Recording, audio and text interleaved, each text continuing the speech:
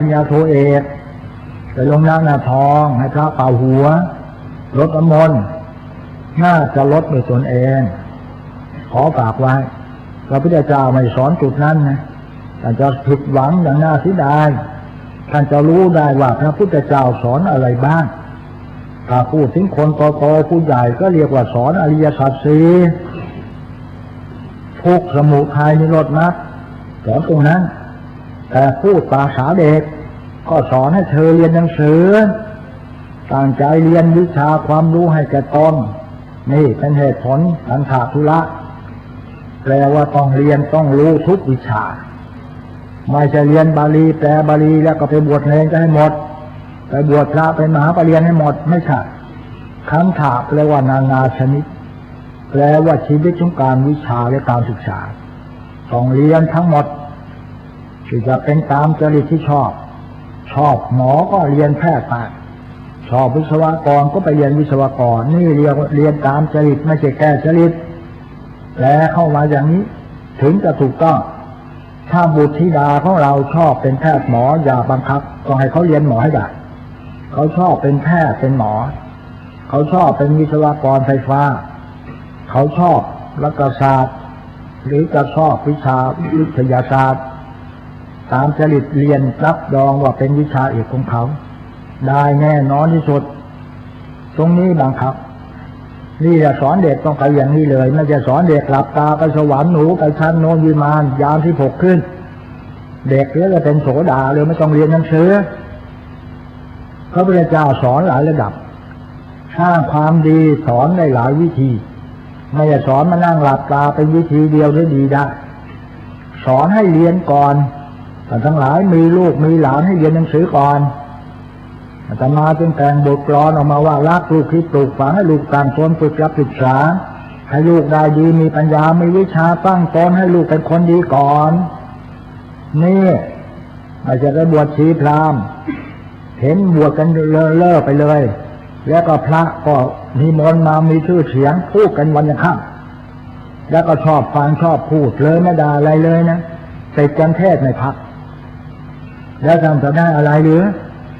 ท่านจะไม่ได้อะไรมีหลายวัดในประเทศใช้บวชกันแบบนั้นแล้วเขียนกระดานป้ายว่าหลวงพ่อองค์นี้มีชื่อเสียงจะพูดตอนเช้าหลวงพ่อองค์นี้มีชื่อเสียงจะพูดตอนบ่ายก็ไปดูป้ายกันแล้วว่าองค์นี้กูไม่ชอบเลยอย่าไปฟังเลยออกมาเถอะ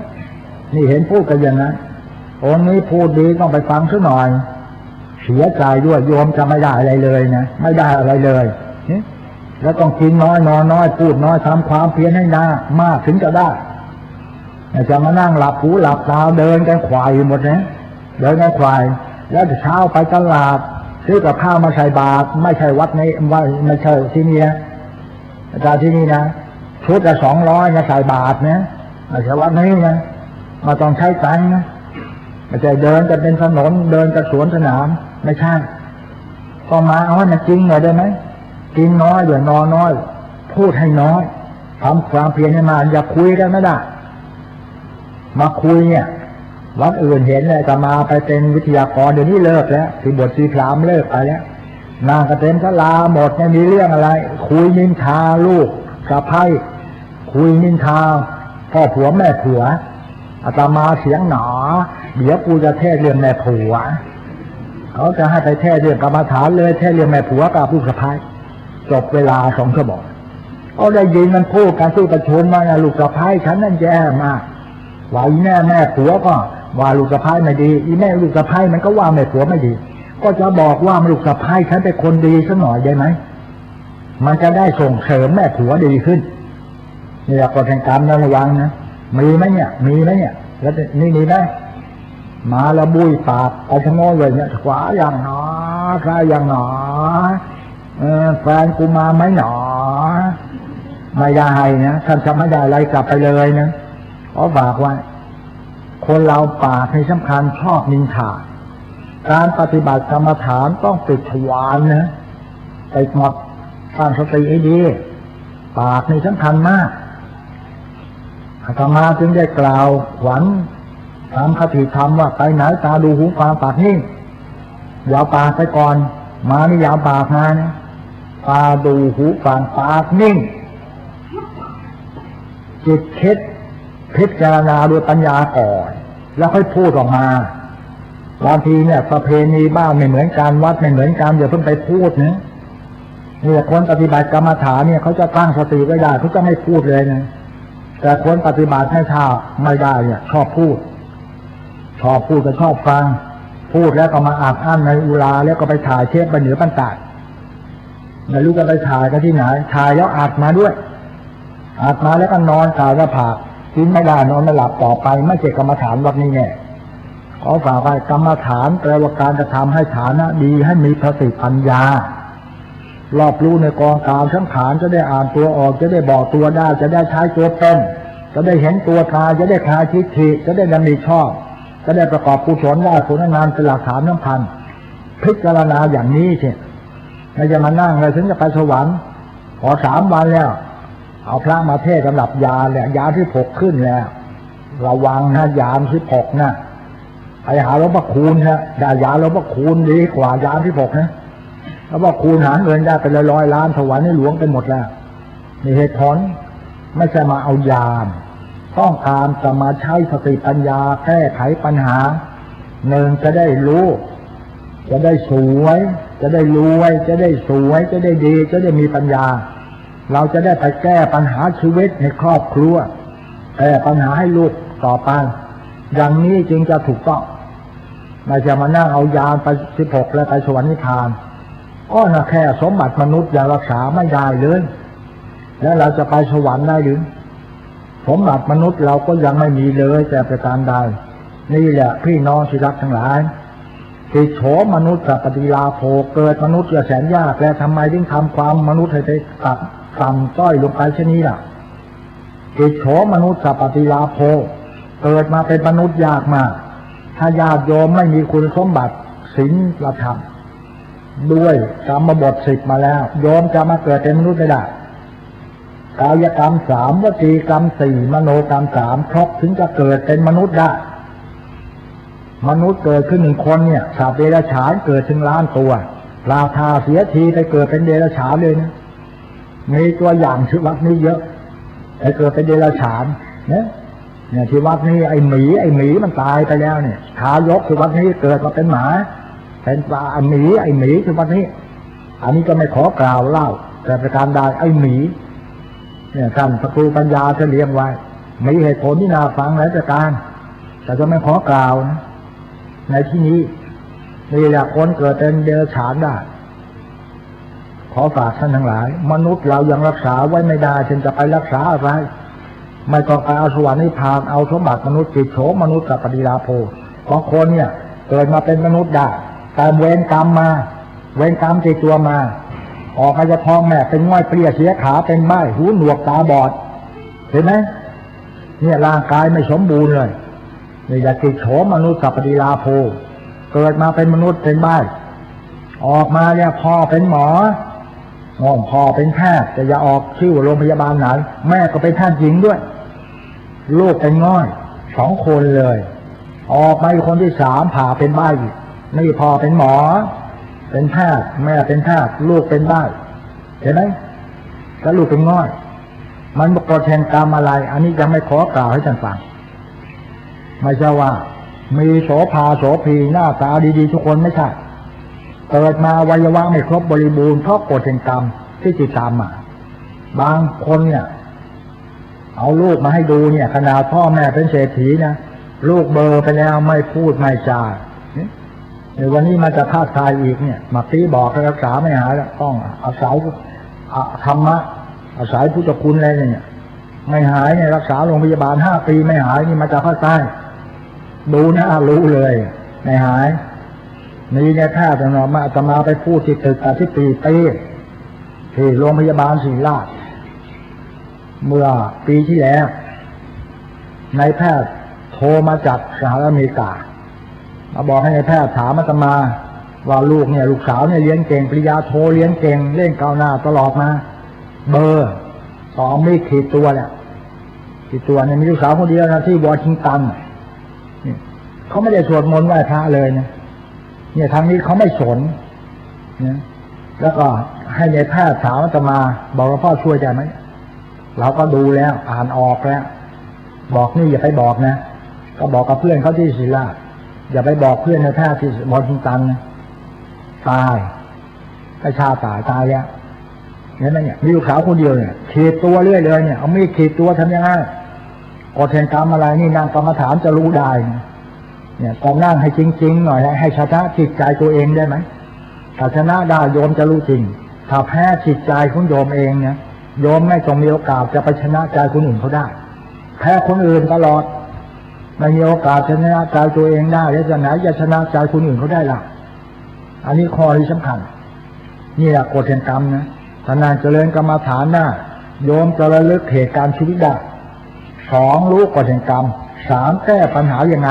ครบจบหลักสูตรของวัดอัมพวันรู้กฎแห่งกรรมว่าพรุ่งนี้ผมจะแก่เพราะมันจะชนรู้ไหมอาตมาต้องท้าทายเลยอยู่อาตมาไปผู้รู้เนี่ยนี่คอหักแล้วเห็นไหมรถชนคอหักไปแล้วรู้ล่วงหน้า6 เดือนเนี่ยไม่จะมีไม่มีพยานนะมีพยานหลักฐานครบแต่ถึงเวลา4-5 นาทีรถก็ชนคอหักทับไปเลยเราจึงไม่ตายเพราะหายใจทางสะดือได้เพราะจมูกมันเต็มหมดแล้วเลือดเต็มจมูกคอหอยเต็มเสลดทำไมหายใจทางสะดือได้เพื่อให้ได้ฝึกก็ให้ได้ฝึกก็ให้ได้เนี่ยขอเจริญพรบางคนก็อาจจะรู้ลูกศิษย์อาตมานะเจ้าวันชัยอยู่ด้วยกันมา15 ปีไปผ่าตั้งหัวมันไม่มีแล้วบอกนี่ไปหาแม่ยายเข้ากรรมฐาน7 วันเดี๋ยวนี้ไม่เอาทำไงก็ไม่เอาเลยต้องลดความคอหักตายที่บางนาเสร็จตัดบางทันทีตายไปแล้วเห็นไหมเนี่ยตายแล้ว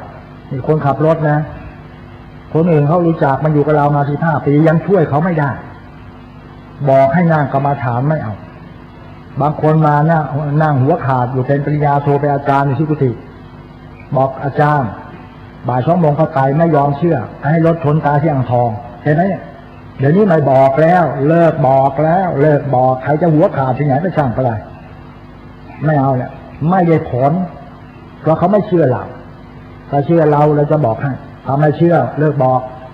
นี่แหละกรรมฐานจะรู้อย่างนี้จริงๆนะยืนหนอ5 ครั้งทำให้ได้เดี๋ยวก็จะอธิบายให้ละเอียดที่สุดบางคนเนี่ยมา7 วันยืนหนอยังไม่ได้ไม่รู้จะยืนยังไงไม่รู้จะปฏิบัติตรงไหนตั้งสติตรงไหนก็ไม่เข้าใจตั้งมันผิดจุดกิลมุตจะถูกเม็ดแต่มีแต่อุปสรรคตลอดไปโยมจะจำอะไรไม่ได้นะบางทีอายุมากเขากินแล้วยังไม่ได้กินหลงไหลลงลืมแล้วก็ระวังนะตายไปนรกทับทุกรายไม่ขาดสติสัมปชัญญะตรงนี้การเจริญกรรมฐานต้องการจะปลูกสติจะได้ดำริชอบจะได้ประกอบกุศลเราจะได้ผลอนันต์เป็นหลักฐานสำคัญตรงนี้ถึงจะถูกต้องไม่จะมานั่งกันทรงเดชนั่งแล้วจะเอาสัก30 นาทีก็ไม่ได้เอาเป็นชั่วโมงพอนั่ง10 นาทีเลิกแล้วปวดหนอเดี๋ยวมีใครมากระซิบแล้วเลิกเถอะทองยังไม่ทันหนอยุบยังไม่ทันหนอทองขึ้นเลยเนี่ยที่จะได้อะไรเนี่ยหายใจให้มันยาวหน่อยได้ไหมคนหายใจสั้นเนี่ยโมโหเก่งคนอิจฉาเก่งนะหายใจสั้นแล้วกลิ่นตัวเหม็นด้วยนะคนประเภทนี้นะนี่เราจับหลักสูตรทำหลักสูตรได้เนี่ยขอฝากญาติโยมว่านี่แหละสร้างความเป็นมนุษย์ให้สมบูรณ์แบบคือศีลมีสติสัมปชัญญะกำหนดจิตคือสติปัฏฐาน4นั่นแหละคือศีลต้องการให้เรามีศีลมีธรรมคนเกิดมาเนี่ยเหมือนกันนะเกิดมามีหูมีตามีปากมีฟันมีกันทุกคนแต่เพศหญิงชายต่างกันโดยกฎแห่งกรรมนะบางคนเกิดมาเนี่ยมาเอาไหนเลยไม้พายต่างกล้องพี่น้องต่างใจท้องเดียวเหมือนกันทุกคนนะพี่ดีไอ้น้องไม่เอาไหนไอ้น้องดีพี่ไม่เอาไหนแล้วก็โตขึ้นแล้วก็เรียนสูงไปเทคโนโลยีแย่งสมบัติกันฟ้องร้องที่โรงศาลเนี่ยมาร้องไห้ที่วัดนี้แต่ละวันเวลาจดเข้าไว้บันทึกประวัติศาสตร์ต้องบันทึกเป็นกฎแห่งกรรมอาตมาได้ตำราจากโยมเนี่ยโยมมาเนี่ยอาตมาดูหน้าโยมออกนะได้ตำราจากโยมคนประเภทนี้จะเกิดอะไรขึ้นมาคนประเภทนี้มีชาวฉลาดแค่ไหนยังไงมันจะบอกสีหน้าออกมาเลยนะบางทีเราถามปัญหาเนี่ยขนาดครูอาจารย์ตอบอาตมาได้ที่ไหนคนสวยอยู่ที่ไหน อยู่ที่ใจมั่งอยู่ที่ปากมั่งอยู่ที่ตูดมั่งคนสวยอยู่ที่คนชอบตอบผิดถ้าคนไม่ชอบจะเป็นคนสวยจะยังไงฮะตอบใช้ไม่ได้ไม่ถ้านั่งกรรมฐานโยมจะตอบได้หมดก็ตอบได้หมดเลยจะอ่านออกบอกได้ใช้เป็นนะตอบถูกตอบให้มันถูกจุดกิลมุตจะไม่ถูกแม็กมานั่งกรรมฐานให้มีสติปัญญาไม่ใช่มาให้การเป็นคนโง่อย่างที่เขาพูดกันตามวงการทั่วไปไม่ใช่แน่นอนเนี่ยขอฝากท่านทั้งหลายไว้ด้วยเนี่ยเหตุผลแล้วคนรู้กฎแห่งกรรมไหมนั่งให้ได้3 ข้อบางคนมาท้วงติงเราระลึกได้ยังไงก็ระลึกชาติของตัวเองชาติคือแปลว่าอะไรต้องแปลหลักใหญ่ก่อนชาติสีแดงคือชาติสีขาวคือพระศาสนาสีน้ำเงินนั่นหนาคือพระมหาจักรพงศ์แปลนี่ก่อนสีแดงคือชาติสีแดงก็คือตัวเราทุกคนระลึกชาติระลึกตัวเองว่าปีที่แล้วเล่นการพนันมากเมื่อปีก่อนเที่ยวเจ้าชู้ปีก่อนขาดทุนไปเล่นการพนันขาดทุนไม่ได้ไม่เสียแล้วก็ปีนี้เอาดีไม่ได้อีกให้ระลึกอย่างนั้นบางคนมาติงตอบเราโต้เราบอกระลึกชาติได้ยังไงก็ระลึกชาติอย่างนี้ที่นั่งกรรมฐานมาได้ออกจากตัวคนปฏิบัติไม่ใช่จะมาไปพูดทรงเดชอวดอุตริมนุษยธรรมนะไม่ใช่เราปฏิบัติได้เราจะรู้ว่ากฎแห่งกรรมว่าเราทำอะไรไว้ทำบาปตรงไหนมันจะได้รู้ไม่งั้นจะมาจะรู้เหรอขอหักก็ทำบาปไปที่เราลึกได้ว่าเราเป็นเด็กมัธยม3ไปยิงนกหักคอมันนอนกลมแผนที่ถ่ายภาพไว้ที่หน้าหอประชุมมันหนองไทลายยังมีแผนที่ให้ดูด้วยว่าหนองนี่เราไปยิงนกหักคอมันแล้วเราก็คอหักอย่างนี้จะยอมจะสร้างเวรสร้างกรรมไปต่อไปทำไมเล่าเรามานั่งกรรมฐานจะได้รู้เวรกรรมตามสนองเราจะได้ไม่ปฏิเสธทุกข้อหายอมรับกรรมอย่างโดยดีเนี่ยยอมรับกรรมคอหักแขนหักขาหักแล้วยอมฟ้าผ่าแล้วไฟน้ำร้อนลวกไฟลวกครบยอมรับกรรมที่ทำไว้สัตว์โลกยอมเป็นไปตามกรรมอย่างนี้แหละหนอไม่มีอะไรที่จะเปลี่ยนแปลงและปรับปรุงให้ดีได้นอกเหนือจากการเจริญกรรมฐานจึงจะรู้เท่ารู้เหตุรู้กรรมได้และเราจะรู้แก้ปัญหาอย่างไรในโอกาสข้างหน้ามีอนาคตมันจะเกิดขึ้นอย่างไร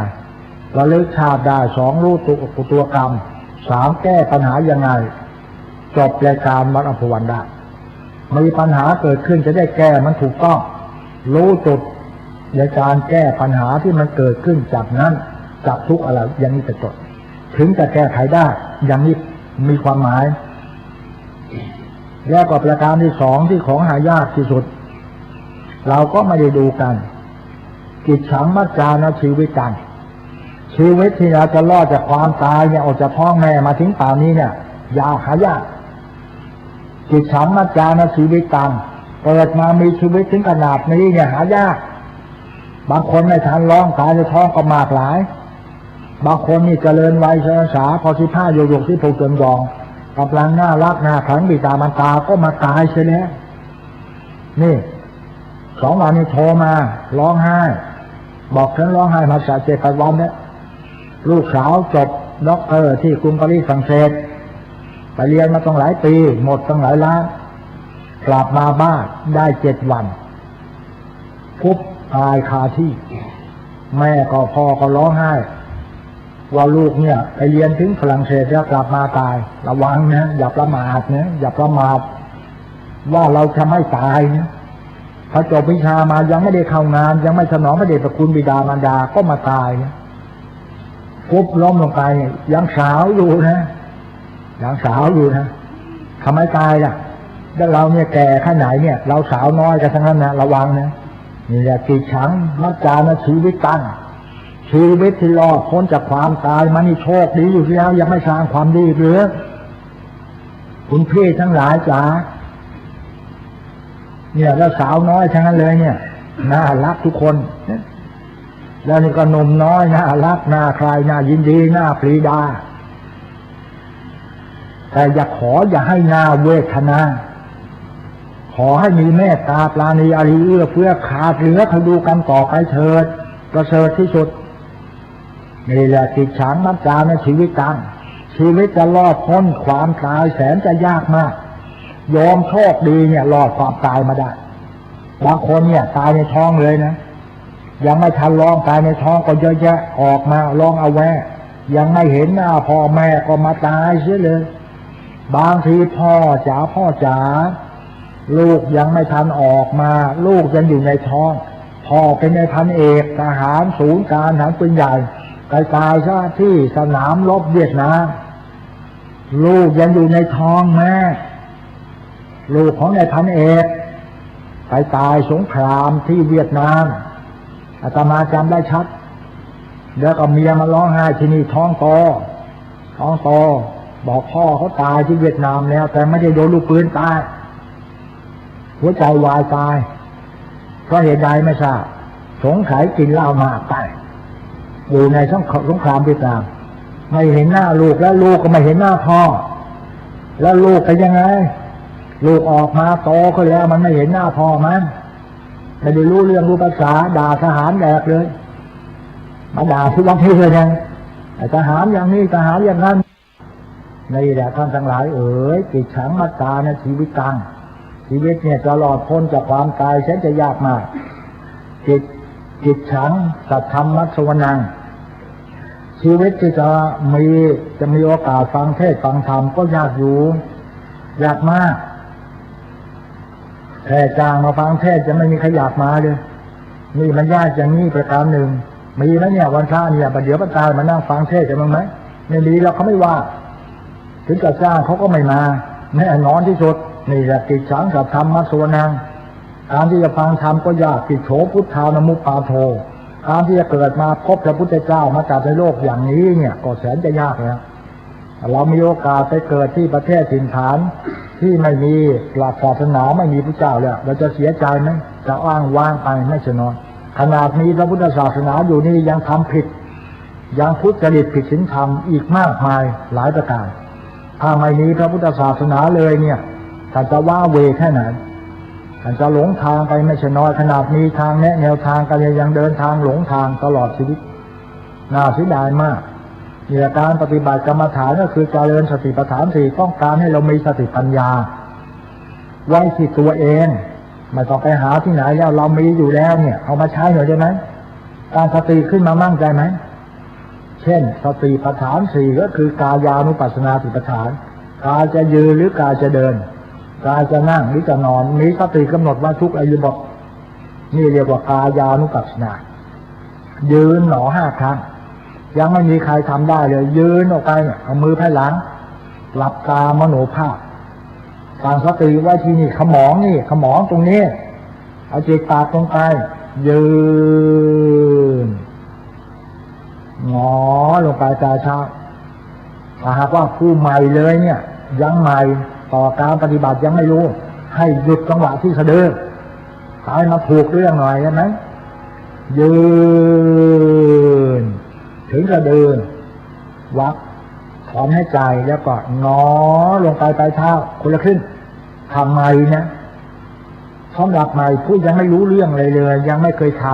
ำเพราะไม่รู้จะกำหนดอย่างไรยืนถอนให้ใจที่สะดือคำว่าถอนให้ใจเข้าใจไหมเนี่ยเข้าใจก็พาไปงอลงไปปลายเท้าแล้วก็สำรวมจากปลายเท้าหลับตามโนภาพสำรวมจากปลายเท้ายืนถอนให้ใจพับแล้วก็นอลงไปตรงนี้นี่สำหรับใหม่5 ครั้ง1ลงไป2ขึ้นมา3ลงไป4ขึ้นมา5ลงไปถึงปลายเท้าลืมตาดูปลายเท้าอย่าไปดูที่อื่นอย่าไปดูบางทีครูอาจารย์สอนโน่นให้ดูพรหมนู่นดูได้ยังไงต้องดูที่เท้าของตัวเองตั้งสติไว้ที่ปลายเท้านั่นขวายางหนออย่าเพิ่งยกตรงนี้บางคนขวาย่างหนอ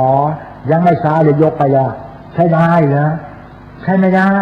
ยังไม่ได้ผลมันไม่ได้จังหวะจากโคนทำให้มันถูกเลยได้ไหมอาตมาเห็นบางคนทำไม่ได้เลยบางที7 วันมาบอกเดินให้ดูเดินไม่ได้เดินสับสนเดี๋ยวซ้ายเดี๋ยวขวาแหละ อย่างนี้เป็นต้น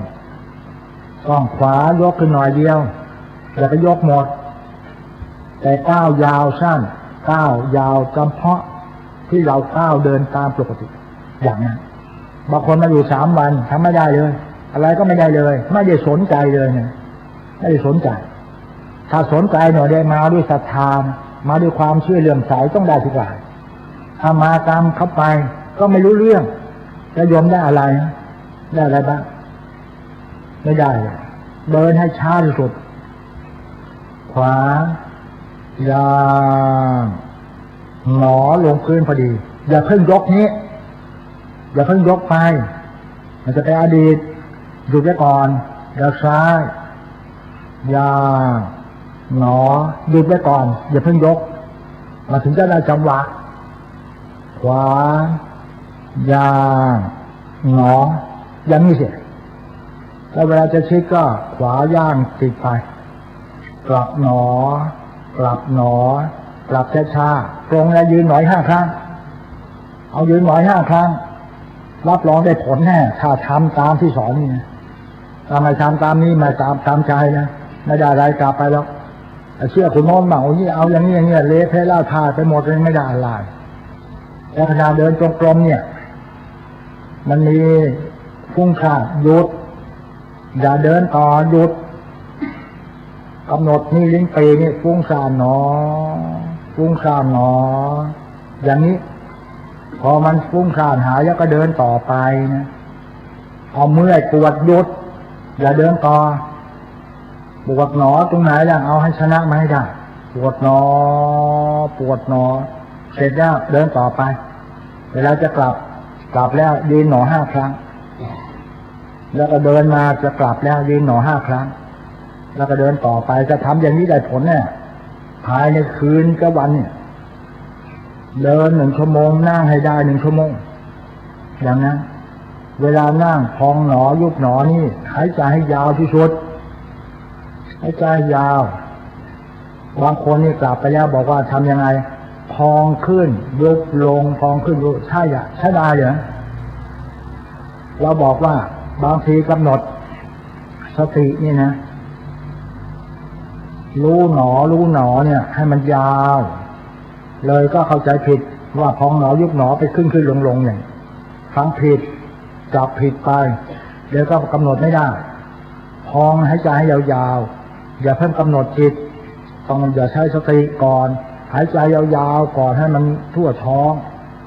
หายใจมันเคยก่อนพอเคยแล้วก็หายใจเข้ายาวๆท้องจะพองก็พองหนอยุบหนอถ้าพองมันยาวแล้วก็หนอไม่ลงเอาคนละครึ่งพองครึ่งหนอครึ่งยุบครึ่งหนอครึ่งได้ไหมเอาไม่ได้พองเสี้ยวเดียวหนอ3 เสี้ยวยุบ1 เสี้ยวหนอ3 เสี้ยวเดี๋ยวได้แล้วนาเข้าก็พองหนอยุบหนอคล่องแคล่วขึ้นตรงนี้ทำตรงนี้ขอฝากไว้ด้วยนะเดี๋ยวจะทำอะไรไม่ได้กลับบ้านเลยเดินทุกลมไม่ได้กลับบ้านแล้วได้อะไรขึ้นมาล่ะแต่มัวไปนั่งคุยกันจะเสียหายมากจะไม่ได้อะไรเกิดขึ้นนะขอฝากไว้ทำให้มันได้ตรงนี้พอพองหนอยุบหนอเสร็จแล้วก็ได้ผลอย่างยืนหนอเนี่ยถึงจะเดินเนี่ยถ้าเราทำได้แล้วไม่ต้องหยุดแล้วยืนหนอมันจะคล่องยืนหนอพอดีไม่ต้องถอนหายใจเดียวถ้าคนใหม่ยังต้องถอนหายใจจงสะดือเพราะเหตุใดเพราะยังไม่เคยถ้าเคยแล้วไม่ต้องมันจะคล่องแคล่วขึ้นทำให้มันถูกวิธีหน่อยได้ไหมเอาเวลานั่งพองหนอยุบหนอต่อไปไม่สบายใจเลยเสียใจแล้วกำหนดเสียใจที่ลิ้นปีนี่ถ้าดีใจก็กำหนดใช่ถ้ามันปวดเมื่อยตรงนี้เราหยุดพองหนอยุบหนอเอาทีละอย่างเอาชนะให้มันได้ชนะให้ได้ปวดหนอยิ่งปวดหนักเอาสู้กันต่อไปเดี๋ยวก็เกิดขึ้นการอยู่ดับไปเวทนาก็แยกออกไปหายปวดเลยหายเลยแปลว่าชนะแต่เรามาปวดพองหนอยบหนอปวดเหลือเกินหนอปวดหนอ เดี๋ยวกูจะไปห้องน้ำก่อนหนอแล้วก็มานั่งคุยกันหน้าห้องน้ำหนอแล้วพรุ่งนี้กูจะเดินจงกรมใหม่หนออีก100 ปีก็ไม่ได้หนอไม่ได้เลยแล้วอย่าคุยนะเนี่ยขอร้องหน่อยฮะจะพูดกันได้แต่อย่าคุยนี่มันสาวก่อสาวความยาวสาวความยืดไปคุยกันเนี่ยมาต่างถิ่นกันแกอยู่ที่ไหนล่ะฉันอยู่ที่โน่นแล้วแกแล้วอยู่ที่ไหนล่ะฉันอยู่ที่โน่นเป็นไงล่ะมีครอบครัวอย่างล่ะฉันยังไม่มีล่ะอ๋อไม่ควรมีก็อย่าเลยดูตัวอย่างดิฉันนะคะหัวฉันไม่เอาไหนเลยนี่เห็นพูดมาไม่ต้องนะอยู่ที่กุฏิได้ยินนะโอ้นี่ไม่ดีเลยกระซิบได้ยินนะจะบอกให้นะเชื่อไหม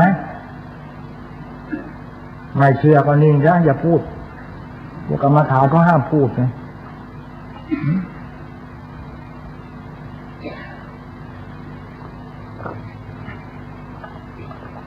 ทำอะไรให้ได้ปัจจุบันอย่าเอาอนาคตหรืออดีตมาขวาย่างเนี่ยสัมปชัญญะปะพะหงอพื้นพอดีอย่าเพิ่งไปยกแล้วโคนขวาย่างหงอยกไปเลยใช่ได้เหรอต้องหยุดจังหวะหน่อยได้ไหม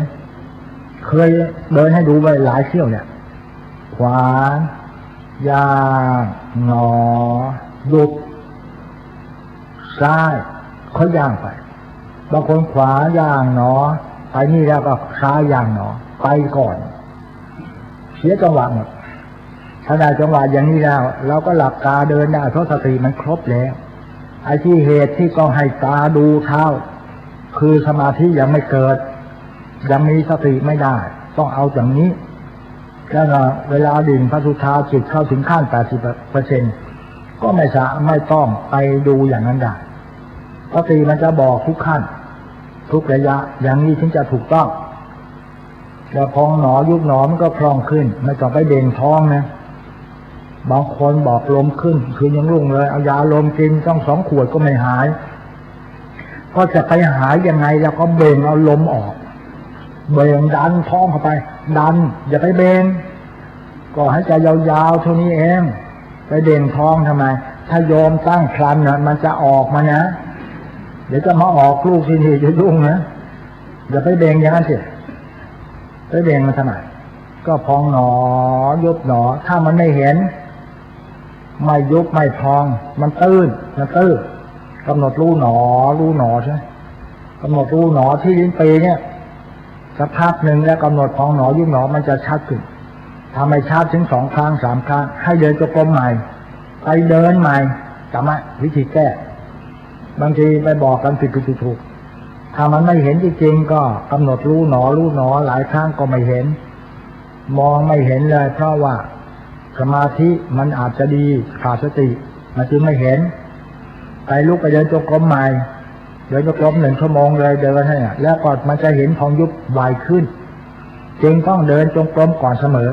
แต่โยมที่กลับไปบ้านแล้วขี้เกียจเดินจงกรมบอกหลวงพ่อฉันกลับไปจากวัดนี่ฉันไม่เคยเดินเลยนั่งประพฤติเดินไม่ได้แล้วจะพึ่งสิเดินก่อนสิแหมไม่มักง่ายเลยพอจะเดินได้ก็เดินก่อนถ้ามันเดินไม่ได้จริงๆบางครั้งมันจำกัดเขตเราก็นั่งไปก็ได้แต่บางครั้งไม่จำกัดเขตก็เดินจงกรมก่อนเสมอนั่งแล้วมันถึงจะดีขึ้นพอเดินจงกรมสมาธิดีนั่งก็จะได้ผลนะจึงต้องให้เดินก่อนแล้วโยมเนี่ยเดินจงกรมได้ดีหมดทุกคนเลยไหมยกมือขึ้นเสียได้แหมบางคนบอกโอ้ยเรื่องเล็กเลยหลวงพ่อคะเรื่องขี้ไก่เรื่องเล็กออกมาเดินดูทีเขาออกมาเดินโอ้โหเดินแจ๋วเลยว่าอย่างนอได้อย่างนอว่าอย่างนอใช่อย่างนอแล้วก็แหมมีลูกเล่นเขาเรียกขวาย่างนอซ้ายย่างไม่รู้เอามาจากไหนไม่ได้สอนอย่างที่เลยเป็นโขนไปเสียนะก็เดินธรรมดาแต่ให้มันช้าลงไป เดินตามปกติที่เราเดินนี่แหละเราก้าวสั้นก้าวยาวแล้วก็เดินตามก้าวของเราให้มันช้ายิ่งกว่าคนเป็นไข้แล้วตั้งสติประจำนะเท่านี้เองแล้วหูได้ยินเสียงกำหนดยังไงโยมเอาจิตไว้ที่ไหนถ้าได้ยินเสียงเนี่ยเอาจิตไว้ที่ไหน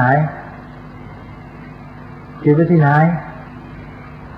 เอาไว้ที่ปากใช่ไหมแต่ผู้ปฏิบัติไม่เคยผ่านไปซะได้ที่ได้เสียงหนอดิเสียงหนอเสียงใครพูดอะไรเขาด่าอะไรเสียงหนอตั้งสติไว้ที่หูเอาสิ่งไว้ที่หูจิตมันเกิดทั้งหูตั้งสติไว้เดี๋ยวก็จิตมันก็เกิดขึ้น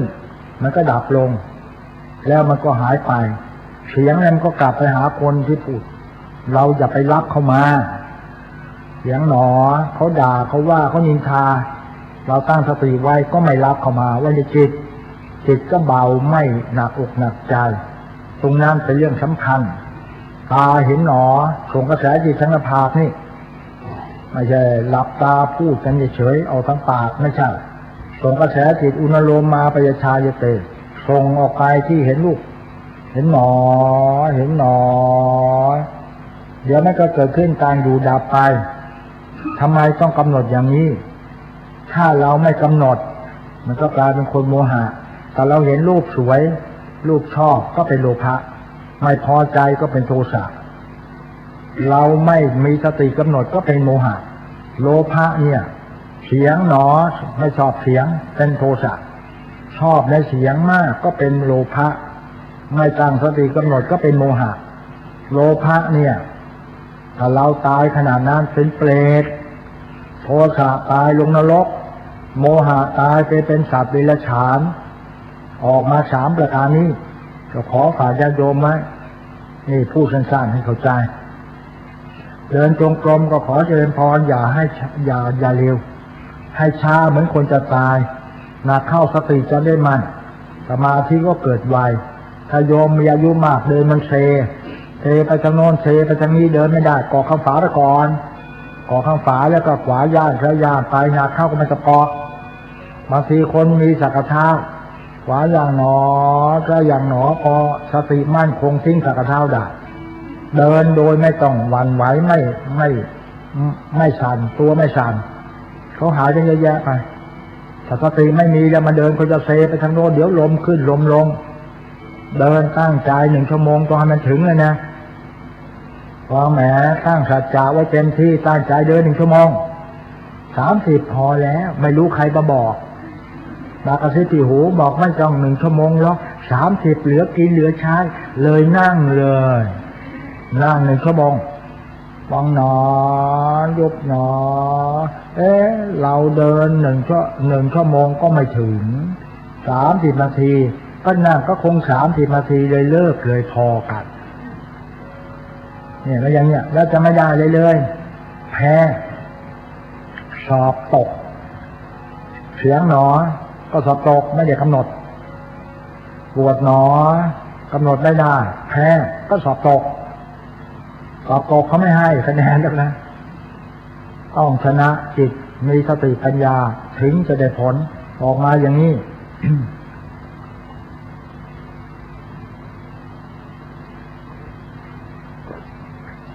เวทนาเนี่ยมันเป็นอุปสรรคทำให้ฟุ้งซ่านบางทีนั่งแล้วมันปวดเหลือเกินนะปวดแทบทนไม่ไหวเลยเราก็ต้องทนต้องกำหนดไปปวดหนอตั้งสติให้มั่นพอสติดีสมาธิดีไอ้ปวดนั้นมันก็ค่อยๆซาหายไปแยกเวทนาออกได้แยกรูปแยกนามออกได้และปวดนั้นมันก็จะไม่ยึดมั่นไม่เป็นอุปาทานที่จะยึดมั่นในปวดนั้นต่อไปมันก็หายไปถ้าจิตยึดมั่นเป็นอุปาทานมันก็ไม่หายเราค่อยๆทำไปให้โยมทำไปมันจะชนะเขาวันหนึ่งอย่าให้แพ้ถ้าเราแพ้เขาเรื่อยเราก็ไม่มีทางที่จะแก้ไขปัญหาถ้าเราชนะจิตใจเราได้ชนะตัวเองได้ก็ชนะคนทั้งโลกเลยชนะคนอื่นได้แน่นอนแต่เรายังแพ้ตัวเองอยู่ไม่สามารถจะชนะจิตใจเราได้ มันก็แพ้คนอื่นตลอดไปไม่มีวันที่จะลืมตาอ้าปากได้ตรงนี้โปรดชนะใจตัวเองในการเจริญกรรมฐานเรียกว่าเวทนานุปัสสนา3ดีใจก็เป็นเวทนาเสียใจก็เวทนาต้องกำหนดทุกอย่างอุเบกขาเวทนาไม่สุขไม่ทุกข์มันก็เป็นอุเบกขามันก็ใจลอยออกไปขาดสติต้องกำหนดว่ารู้หนอจิตตานุปัสสนาติฐานจิตเป็นธรรมชาติทรงคิดอ่านอารมณ์รับรู้อารมณ์ไม่ได้เป็นเวลานานมันเทพบันทึกเสียงเดี๋ยวออกไปทางโน้นเดี๋ยววิ่งไปทางนี้จิตเนี่ยมันจะอยู่ที่ไม่ได้หรอกเพราะว่าเป็นธรรมชาติอย่างนั้นแต่เราจะนั่งให้จิตอยู่ที่ไม่ได้จิตมันก็หวัดแกว่งอย่างนี้แต่มีปัญหาอยู่อันตั้งสติตามไปดูคิดหนอมันคิดอะไรกันเนาะคิดหนอรู้หนอแล้วมันคิดเรื่องอะไรก็กำหนดว่าคิดหนอเท่านั้นเองเราจะให้จิตอยู่ที่มันอยู่ไม่ได้หรอกเราทำไปนานเข้ามันก็จะคุ้นเคยสติก็ดีสมาธิก็ดีขึ้นจิตก็ไม่กวนกัดแกงจิตก็ไม่หลอกแหลกจิตก็ไม่ฟุ้งซ่านจะอยู่ภาวะแห่งความสงบตลอดไปแต่ต้องใช้เวลาหน่อยนะฝึกไปเรื่อยๆจนให้มันเคยชินให้ใช้เวลาหน่อยไม่ใช่มาวันเดียวแล้วก็จะได้ผลนะต้องฝึกไปเรื่อยๆโยมกลับไปบ้านแล้วต้องฝึกด้วยนะกลับไปบ้านเลิกเลยเหรอเนี่ยคิดดูที่กลับไปบ้านจะเลิกไหมฮะว่าไงฮะไม่เลิกแน่เลยยังเชื่อไม่ได้ยังไม่มีอะไรแสดงเอาละถึงอย่างนั้นก็ตามอาตมาจะเชื่อเขาไว้ก่อนแล้วหน้าตาสวยๆเนี่ยน่าเชื่อนะน่าเชื่อกลับไปแล้วก็โอ้โหเจ้าพระคุณเนอะโอ้ดีเหลือเกินจะไปบอกคนโน้นคนนี้บ้างเลยหมดเวลาแหมวันนี้จะทำสักหน่อยโอ้ตี 1แล้วเนี่ยนอนก่อนแล้วพรุ่งนี้ก็ทำก่อนพรุ่งนี้ก็ได้พอนอนไปพรุ่งนี้ทำปั๊บต้องไปธุระสักหน่อยปัญหามีอยู่ว่าจะไปไหนก็ตามเอากรรมฐานไปด้วยจะหยิบอะไรก็กำหนดหูมันก็ฟังอยู่แล้วก็เสียงหนอตามันเห็นอยู่แล้วก็กำหนดเรื่อยไปอย่างนี้ก็ได้ไหมจ๊ะเนี่ยเสียงหนอมึงด่ากูหนอเสียงหนอมามึงด่ากูหนอก็ตีก็บอกว่ากูต้องไปตบมันให้ได้หนอเอาเลยนะตบเลยอย่างนั้นไหมฮะไม่อย่างนั้นเหรอเอายังไงเอายังไงเสียงหนอเขาด่าโยมเนี่ยโยมจะทำไง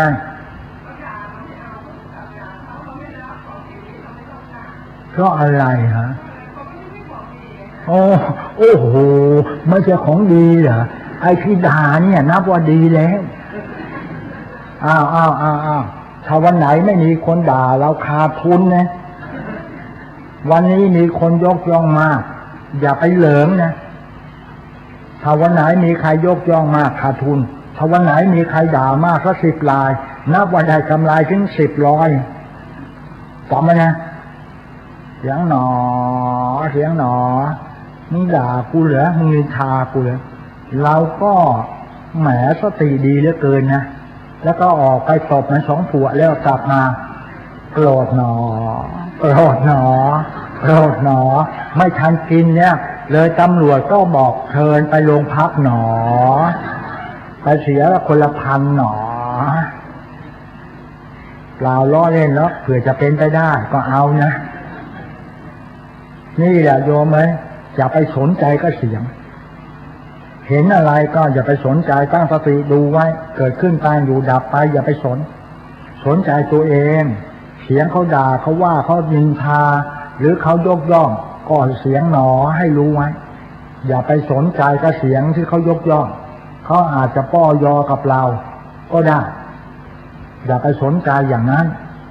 โยมดีมีปัญญาก็ปฏิบัติไปอย่างนั้นนะจะไปธุรกิจธุรการก็กำหนดไปเรื่อยๆเสียใจก็กำหนดดีใจก็กำหนดไปนั่งบ้านใครก็กำหนด ตาดูหูฟังปากนิ่งกำหนดตลอดไปแล้วเราจะได้มีสติปัญญาแก้ไขปัญหาในเมื่อปัญหาอะไรเกิดขึ้นจะได้แก้ได้จะไม่เศร้าโศกเสียใจตลอดชีวิตอีกต่อไปแล้วจะอยู่ด้วยความมั่นคงเป็นสุขตลอดไปนะโยมนะโยมมีลูกกี่คนล่ะฮะ2เหรอโตยังฮะอ๋อคนเล็กก็มหาวิทยาลัยแล้วเล็กกว่านี้มีอีกไหมฮะหมดแล้วเหรอโรงงานปิดแล้วเหรอเอาละใช้ได้อย่าไปมีมาก2 คนก็พอแล้วนะคนเล็กให้จบนะพ่อบ้านทำอะไรล่ะทำงานแม่บ้านก็ทำงาน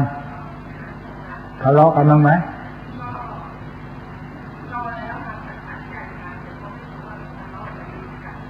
โอ้สาธุสาธุสาธุไม่ทะเลาะกันแต่ขัดใจกันใช่ได้โตแล้วนี่ไปทะเลาะกันทำไมอายลูกเขาแต่ขัดใจก็เป็นเรื่องธรรมดา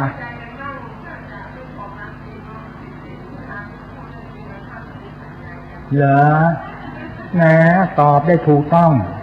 บางคนบอกว่าโอ้ยสามีภรรยาฉันไม่ได้ทะเลาะกันไม่ขัดใจเลยโกหกอดไม่ได้แล้วต้องขัดใจกันอย่าโยมอย่าไปขัดใจเขาเลยเนาะ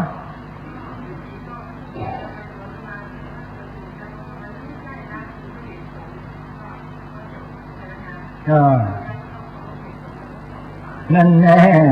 เอาละให้คะแนน 100% เลยโอ้ต้องเคารพเหตุผลทั้ง2 ฝ่ายใช้ได้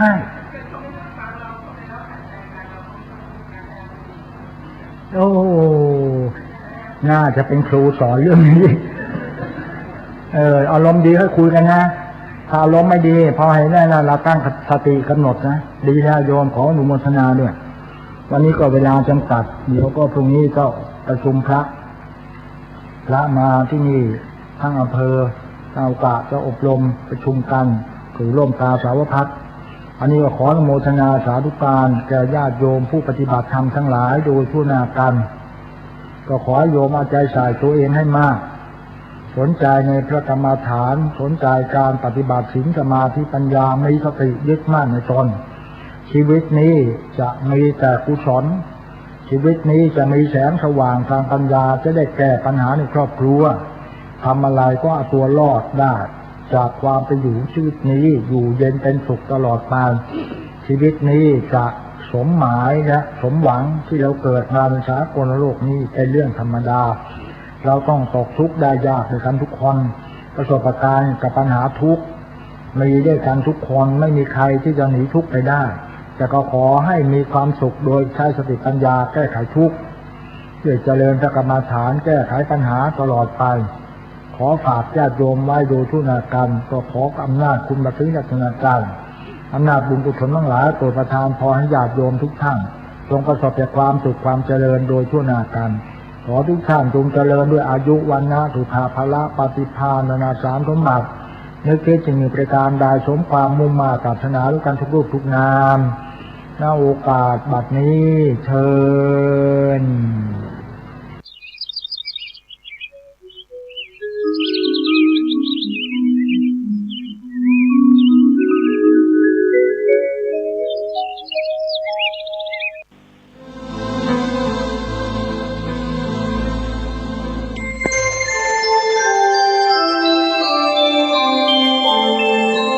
ขณะนี้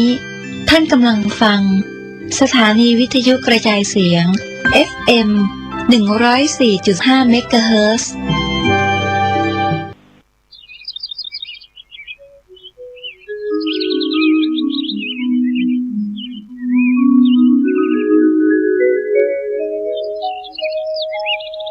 ท่านสาธุชนพุทธบริษัททั้งหลายเดี๋ยววันเดี๋ยวเวลาก็ผ่านพ้นไปได้อย่างน่าใจหายเวลาการนาฬิกาก็หมดไปได้เดี๋ยววินาที6 วินาทีเป็น1 นาที60 นาทีเป็น1 ชั่วโมง24 ชั่วโมงก็1 วันแล้ววันนี้ก็หมดจะไป1 วันแล้วเวลาการจะถึง 17 นาฬิกาเวลาการก็ผ่านพ้นไปได้ไวมากท่านสาธุชนทั้งหลายโปรดคิดถึงตัวเองบ้างว่าชีวิตของเราเนี่ยมันหมดไปได้ตามเวลานี้ถ้าเราก็ต้องเฒ่าชราแก่ชราเสื่อมสภาพไปวัยแปลว่าเสื่อมวัยไม่ใช่ความเจริญมันเจริญลงไปเสื่อมลงไปแล้วก็จะหมดสภาพไปเองโดยเฉพาะเราจะเห็นได้บางคนเนี่ย3 วัยท่านจะอยู่ในวัยไหนก็ตามต้องนึกถึงคำสอนของพระพุทธเจ้าตามวัยตามวันเวลาด้วยวัยที่1นี้ตั้งแต่เกิดมาจากท้องของมารดามันก็เจริญวัยมาจากในท้องแม่เรียกว่าแก่ออกมาแล้วมันไม่ใช่อ่อนถ้าอ่อนมันไม่ออกมามันต้องแก่มาแล้วคลอดออกมาบางทีคลอดมันถึง3 คนบางคนก็คลอดมันถึง2 คนวัยเวลาคือการเวลาของเขามันอยู่ในปฐมในวัยคลอดออกมาแล้วถึง25 ปีเขาเรียกว่าปฐมวัยหรือบางท่านก็เรียกว่าเบญจเพสพอแท้จริงเบญจเพสมันก็ถูกว่า25 ปีเบญจ25เป็นวัยที่จะต้องรับรู้รับเรียนและรับศึกษาแสวงหาความรู้ทุกอย่างถ้าใครยังอยู่ในวัย25เบญจเพสแล้วต้องเตรียมหาทุกอย่างเรียนให้รู้ดูจำทำจริงสิ่งใดที่ไม่ทราบไม่รู้ไว้ใช่ว่าใช่บาปใส่ถามอยู่ในวัยนี้ถ้าเราแก่ไปแล้วแย่ลงไปทุกวันจะไปหาวิชาความรู้ที่ไหนอีกก็คงไม่ได้แล้วมันก็หมดไปตามสภาพตั้งแต่อายุ1 ขวบมาตั้งแต่คลอดมาเนี่ยอยู่ในวัยที่ต้องเรียนต้องรู้ทุกอย่างถ้ามาเข้ามาในวัยถึง25 ปีก็ต้องตั้งหลักฐานในวิชาการให้เสร็จเรียนให้เสร็จถ้าถึงอายุ25แล้วท่านจะไปเรียนอะไรมันก็ไม่เป็นเรื่องเป็นราวไปเรียนกศน.นอกโรงเรียนมันก็ได้แค่นั้นอยู่ในวัยที่เรียนแค่นั้นเพราะวัยเวลาก็ผ่านพ้นไปมากแล้วมัชฌิมวัยตั้งแต่25 ปีถึง50ในระยะท่านยังอยู่ในวัย25ไปถึง50อยู่ในกลาง50มาถึง25ต้องเตรียมตั้งหลักฐานมีงานทำให้เป็นหลักแหล่งพระพุทธเจ้าสอนชัดเจนมีงานทำหาหลักแหล่งให้แก่จิตใจให้มั่นคงปลูกเรือนปลูกบ้านเป็นที่อยู่ของตนภายใน50 ปีวัยเรียนวัยรู้วัยที่เป็นครูตัวเองตั้งแต่ปฐมวัยนั่นเอง1 ขวบถึง25มัชฌิมวัย25ไปถึง50ถ้า50แล้วเกินจะ50เราก็หมดที่ว่าวัยเรียนวัยสร้างหลักฐานก็จะแย่ลงไปเข้าปัจฉิมวัย50ถึงวันตาย50ไป60 70แล้วก็เตรียมตัวตายด้วยกันทุกคนทั้งนั้นไม่มีใครเลยที่จะต้องอยู่หัวค่ำฟ้าท่านสาธุชนทั้งหลายอย่าประมาทอาจองค์ต่อสงครามชีวิตนี้เลยชีวิตนี้หาความแน่นอนไม่ได้ตั้งแต่เช้ามืดมาโทรกันมาตลอดรถชนกันม้ามแตกบ้างกระดูกหลังหักบ้างแขนหักสมองระเบิดหลายรายเมื่อเช้านี้ยังอยู่ในวัยปฐมวัยก็มีมัชฌิมวัยก็มีบางคนก็ตายแล้วรถชนตายไปแล้วเมื่อวานท่านพุทธบริษัทและสาธุชนทั้งหลายโปรดพิจารณาความประมาทอย่าประมาทอาการที่เรียกว่าประมาทนั้นมันมีหลายข้อด้วยกันจะไม่ให้ขอกล่าวในขณะนี้ท่านคิดถึงตัวเราทุกคนนะ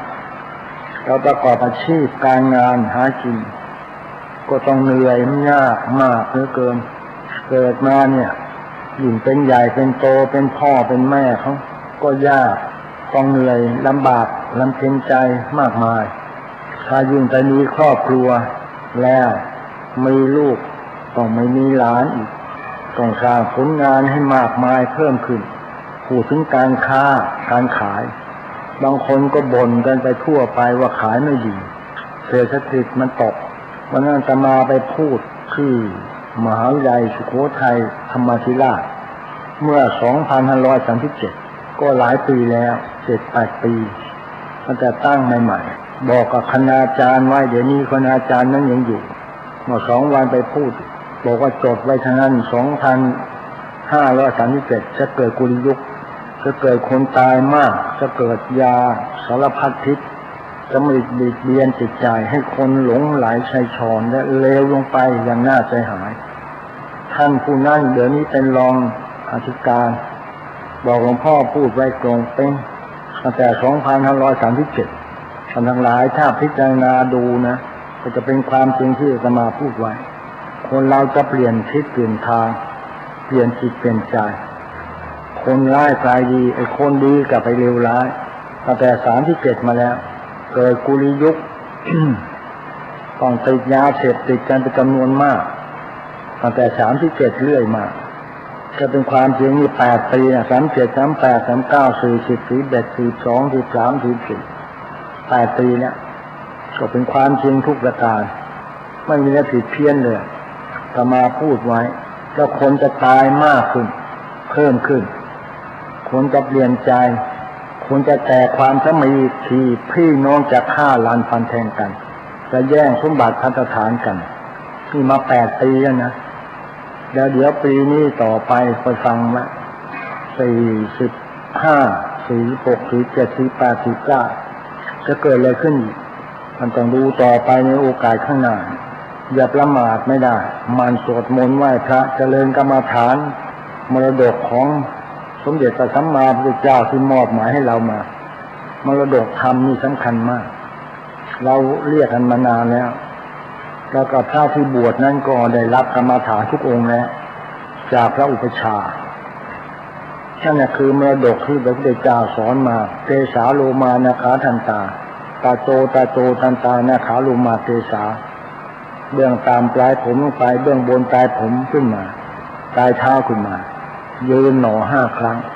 อันนี้อุปชฌาย์เป็นคนให้เพื่อผู้ที่บวชใหม่พระบวชใหม่ถ้าทำตามนะรับรองเจริญรุ่งเรืองรู้ในวัยของตัวเองทั้ง3 วัย วัยเรียนวัยรู้ตั้งแต่1 ขวบไปเรื่อยๆไปเนี่ยรู้ไหวใช่ว่าใช่บาแบกหามรู้อะไรไม่สู้รู้วิชารู้รักษาตัวรอดเป็นยอดดีไม่ได้ต้องอยู่ในวัย25นี้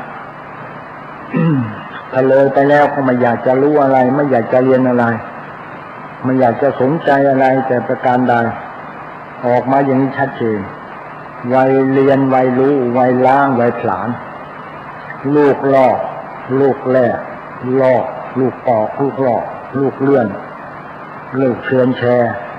มีมากยุคใหม่สมัยนี้แล้วก็เกเรเกเสไม่เรียนหนังสือพ่อแม่ว่าบางอาจก้าวร้าวกับพ่อแม่มากมายเหลือเกินในวัยนี้ทั้งนั้น แล้วคนเราก็อยู่ในกุลียุคที่ต้องยุคสมัยเปลี่ยนสมัยมาแต่โบราณเขาเชื่อพ่อเชื่อแม่สมัยสุโขทัยราชธานีเขาชอบก่อสร้างคนเรายุคใหม่สมัยนี้ชอบทำลายกันไม่มีการที่จะชอบช่วยเหลือเพื่อกันการเมื่อก่อนนี้ก็ชอบช่วยกันปลูกบ้านช่วยกันปลูกกุฏิปลูกสร้างศาลาสร้างโบสถ์เขาแรงกันได้เดี๋ยวนี้ไม่ได้แล้วต้องจ้างทุกกระเบียดนิ้วเพราะมันเปลี่ยนยุคเปลี่ยนสมัยจากสุโขทัยราชธานีผู้มีปัญญาแล้วก็เขาชอบละเอียดอ่อนคนโบราณสมัยสุโขทัยชอบอ่อนน้อมถ่อมตนที่จกทักเขาจะเชื่อแค่เดี๋ยวนี้พ่อแม่ว่ามันมีเชื่อฟังกับเถียงคำไม่ตกว่ายุคใหม่สมัยนี้หยาบคายมากเป็นลูกหลานที่หยาบคายโต้เถียงต่อพ่อแม่กับครูบาอาจารย์ก้าวร้าวมากเป็นความจริงซะแล้วหรือใช่แล้วเป็นความจริงอยู่ในข้อ2 นี่สมัยสุโขทัยเขาละเอียดอ่อนเขาจะทำอะไรทำโดยละเอียดไปลามาไหว้อ่อนน้อมถ่อมตนคนมีคุณธรรมมีสมบัติอยู่ในจุดมุ่งหมายอันนี้เดี๋ยวนี้ไม่มี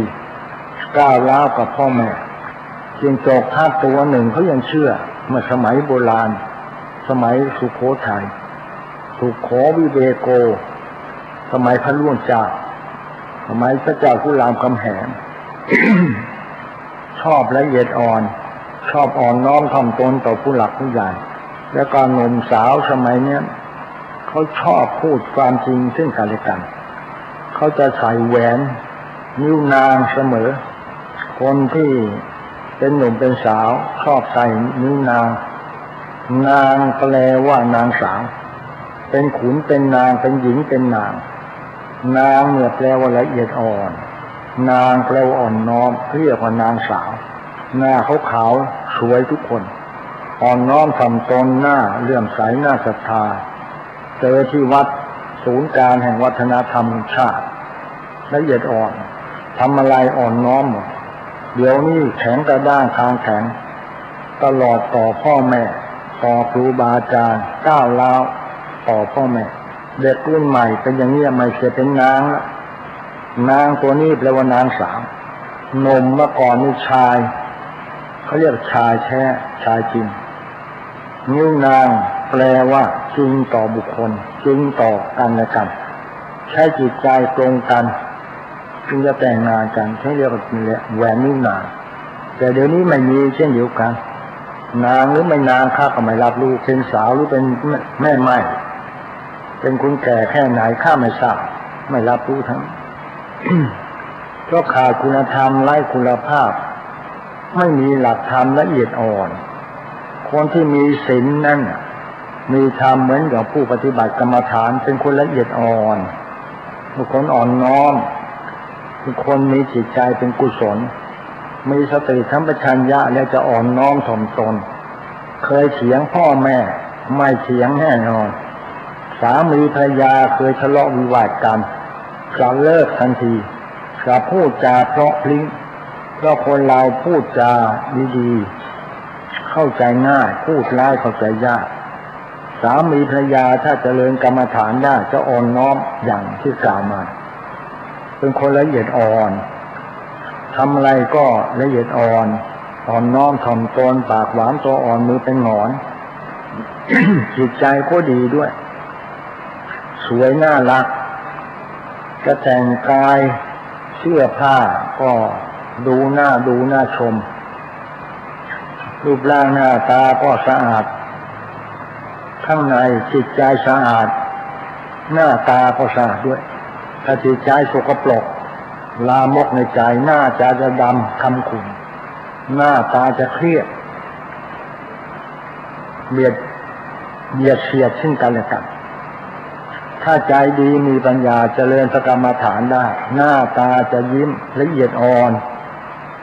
ผ่อนคลายได้ง่ายๆจึงกำหนดโกรธหนอเสียใจหนอหรือไม่พอใจใครมันจะละเอียดอ่อนไปเองจิตใจจะอ่อนน้อมลงไปจะไม่โกรธจะไม่เกลียดแล้วก็จะไม่อิจฉา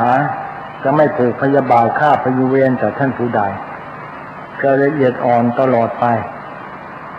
ในชีวิตกรรมฐาน คนมาสมัยสุโขทัยนั้นศาสนาขึ้นจากนครที่ธรรมราชสู่สุโขทัยองค์พระราชาแห่งพระมหากษัตริย์ทรงผนวดบวชในศาสนาศึกษาเล่าเรียนหมดและจึงได้ทรงลาผนวดออกมาประกาศศาสนาด้วยพระองค์เองแล้วก็สร้างสถูปเจดีย์เหมือนศรีลังกาทั้งหมดในสุโขทัยสมัย1,000 ปีมาแล้วท่านลองนับดู700 ลายซื้อไทยแล้วมากรุงศรีอยุธยาอีก417 ปีบวกเข้าไปเป็นเท่าไหร่แล้วก็200 ปีรัตนโกสินทร์200 กว่าแล้ว200มาตั้งแต่พ.ศ. 2525นับไปเป็น1,000 กว่าแล้วสมัย1,000 กว่าปีแล้วแค่สุโขทัยคนเราก็เปลี่ยนแปลงสภาพไปตามสภาวะของคนยุคใหม่สมัยนี้คนไร้ธรรมะขาดศีลขาดธรรมจึงบังอาจให้ก้าวร้าววาจาก็แข็งกระด้างคางแข็งจะพูดจากับใครก็กระด้างคางแข็งไม่มีการอ่อนน้อมต่อท่านผู้ใหญ่แต่ประการใดจิตใจไม่อ่อนโยนจิตใจไม่อ่อนไหว จัดจะจิตใจแข็งกระด้างตลอดรายการคนโบราณใส่แหวนนิ้วนาเดี๋ยวนี้ใส่จะทุกนิ้วเลยไม่รู้ว่ามีผัวแล้วอย่างไม่มีแล้วอย่างใส่หมดเลยทั้งนิ้วเท้านิ้วมือแล้วก่อนนิสัยไม่ดีใส่แหวนอย่างสวยแต่นิสัยไม่รวยเอารวยไม่ได้เพราะแหวนนั้นมันก็ไม่สำคัญเงินทองไม่สำคัญมันเป็นสัญลักษณ์สำคัญตรงที่จิตใจเราดีหรือไม่ดีจิตใจงามไหมจิตใจงามหรือไม่งามจิตใจอ่อนน้อมไหมในข้อ2ของคนสุโขทัยที่ปฏิบัติธรรมได้เป็นคนละเอียดอ่อน ทำอะไรไม่หยาบคายมันอย่างนั่งเจริญกรรมฐานกว่าจะละเอียดอ่อนได้เนี่ยต้องทำซะแย่เลยท่านทั้งหลายเคยเห็นเขา ตามแป้งน้องเข่งไหมตามแล้วเอาแร่งมาร่อนแล้วต้องมีกากใช่ไหมมีกากแล้วก็เอามาตำใหม่เอามาร่อนใหม่มันก็ต้องมีกากนั่นคือคนหยาบคนละเอียดละอ่อนเนี่ยคือหมายความว่าไม่มีกากแล้วจิตใจก็ดีจิตใจอารีเอื้อเฟื้อจิตใจไม่ขะแยกกระด้างทางแข็งแน่นอนหยาบคายจะไม่มีไอ้น้องเข่งเนี่ยเอาไปร่อนเท่าไรก็มีกากขนาดร่อนออกมาแล้วไปร่อนใหม่ก็มีกากเหมือนอย่างนั่งเจริญกรรมฐานจิตใจมันหยาบคายเหลือเกินนั่งไปมันก็หยาบเช่นกำหนดนั่งกรรมฐานมันก็ต้องปวดทุกครั้งแต่กำหนดได้ไหมบางคนก็โกหกเลยบอกนั่ง3-4 ชั่วโมงไม่เคยปวดเลยไม่เมื่อยเลยโกหกทั้งเรื่องอย่าไปนั่งเอาเองไม่มีครูบาอาจารย์แล้วจะรู้ว่าได้อะไรเหรอไม่รู้เลยคิดว่ามันนั่งแล้วไม่ปวดเมื่อยเดินทางไม่ปวดเมื่อยแล้วก็นั่งอยู่เฉยแสดงว่าไม่ได้อะไรเลยไม่ได้เลยนะสอบตกไม่มีครูมาสอนปวดเมื่อยไม่มีเวทนาไม่มีแล้วก็จิตไม่ฟุ้งซ่านจิตอยู่ที่ตลอดรายการโกหกทั้งเรื่องแสดงว่าคนนี้หยาบคายมากไม่มีความละเอียดอ่อนแต่ประการใดพูดจาไม่ตรงไปตรงมาเป็นต้นคนเราที่ละเอียดอ่อนนี่จะพูดจาตรงไปตรงมาพูดจาเนี่ยสามีภรรยาละเอียดอ่อนไหมถ้าเจริญกรรมฐานในการทั้งคู่ระหว่างสามีภรรยาจะอ่อนน้อมต่อกันจะไม่มีการทะเลาะวิวาทกันแน่นอนสามีภรรยาบางคู่ทะเลาะกันตลอดพูดจาไม่เข้าใจกัน พูดจาร้ายต่อกันถ้าพูดจาดีต่อกันเข้าใจกันพูดจาเพราะมีเรื่องอะไรก็พูดจากันด้วยการกำหนดคิดหนอก่อนจะพูดต้องคิดก่อนจะทำอะไรก็ฉลาดทำฉลาดคิดไหมคนที่มีปัญญาเนี่ยจะฉลาดทำฉลาดคิดฉลาดตัวนี้แปลว่าปัญญาเราเจริญกรรมฐานได้ปัญญาไหมปัญญาแปลว่าหลอกรู้ในกองการสังขารรู้เท่าตามเหตุการณ์ของกิเลสนานาประการที่มันจะเกิดขึ้นกับจิตใจเรากิเลสไม่ใช่ต้องไปแปลว่าโลภโกรธหลงอย่าไปแปลขนาดนั้นต้องแปลว่ากิเลสคือความเศร้าใจและหมองใจ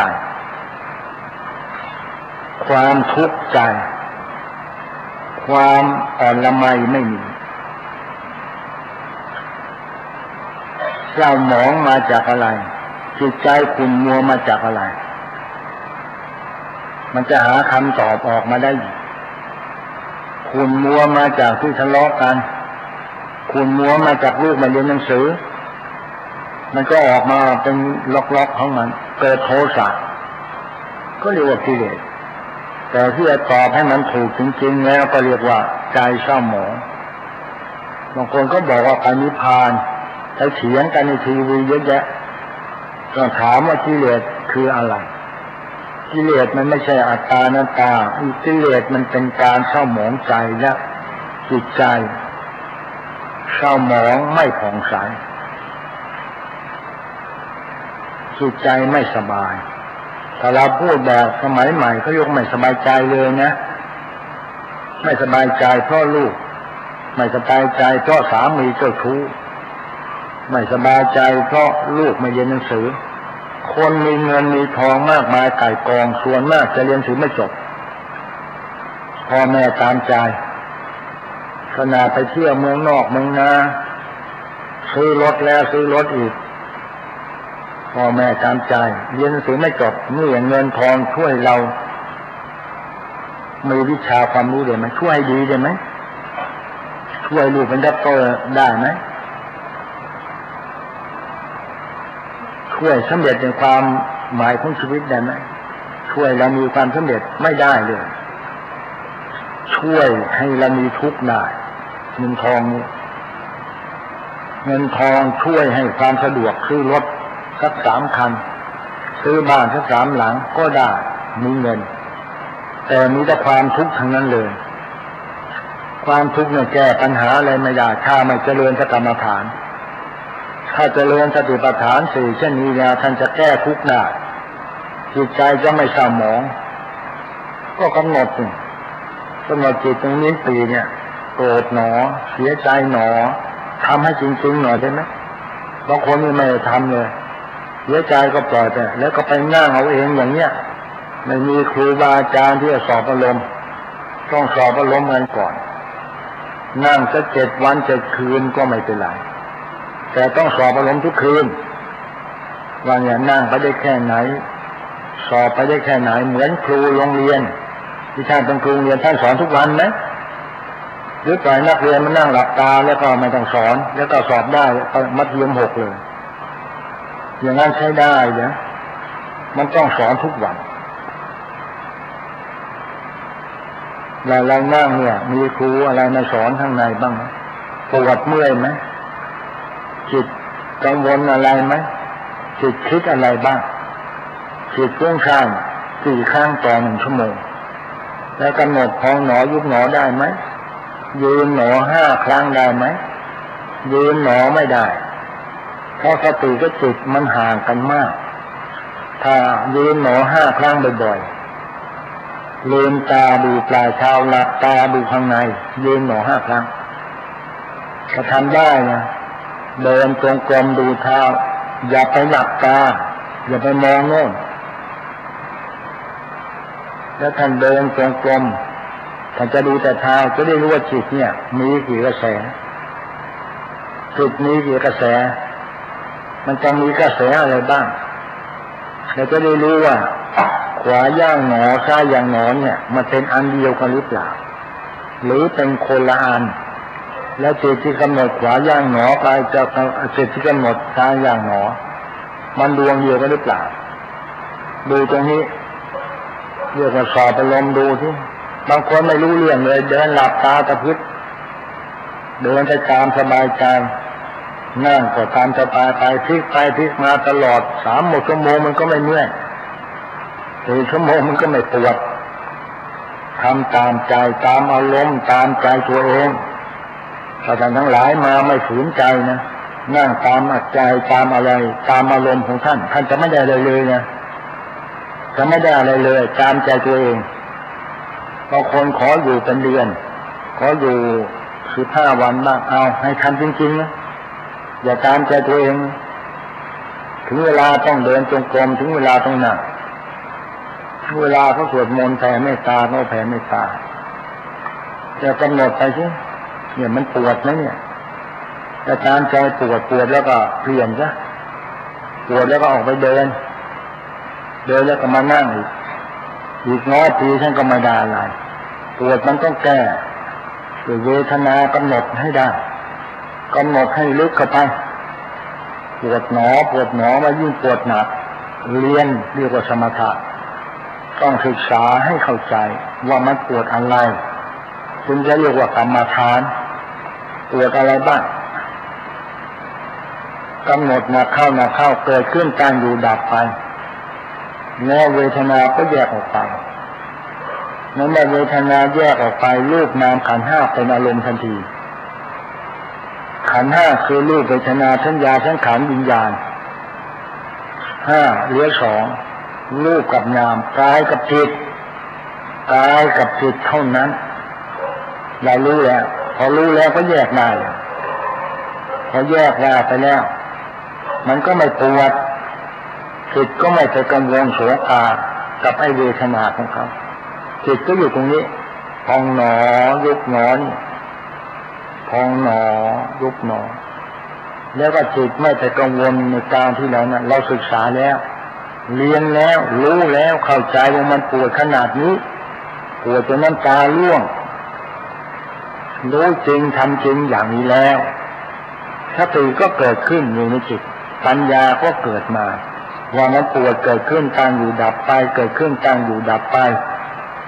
ขันธ์ห้ารูปมาเป็นอารมณ์จิตกายกับจิตรูปกับนามรูปก็คงเป็นรูปเนี่ยตัวเรานี่เป็นรูปมีรูปทั้งนั้นแต่ตัวนามมันคือจิตเรากำหนดเนี่ยจะทำให้มีจิตละเอียดอ่อนใครจะพูดกล่าวเล่าจะด่ายังไงจะไม่โกรธกำหนดโกรธหน้าจะใจแล้วหยาบคายนะใจเนี่ยจิตเนี่ยหยาบคายมากใครว่าโกรธเลยถ้าเป็นแม่ค้าหน่อยไม่ได้หรอกนะใครมาซื้ออะไรพูดไม่ดีเนี่ยกูไม่ขายให้มึงคนจีนเขาบอกว่าไม่เป็นไรนะไอ้เจี๊ยมึงจะด่าโคตรพ่อคุณแม่กูก็ไม่เป็นไรกูจะสตางค์มึงให้หลายเนี่ยสตางค์ให้หลายพอพูดในโกรธก็ไม่ต้องขายคนไทยกำลังทานข้าวเขามาซื้อของซื้ออะไรตอนกินข้าวแล้วกินข้าวมาคนจีนคุยตะเกียบเลย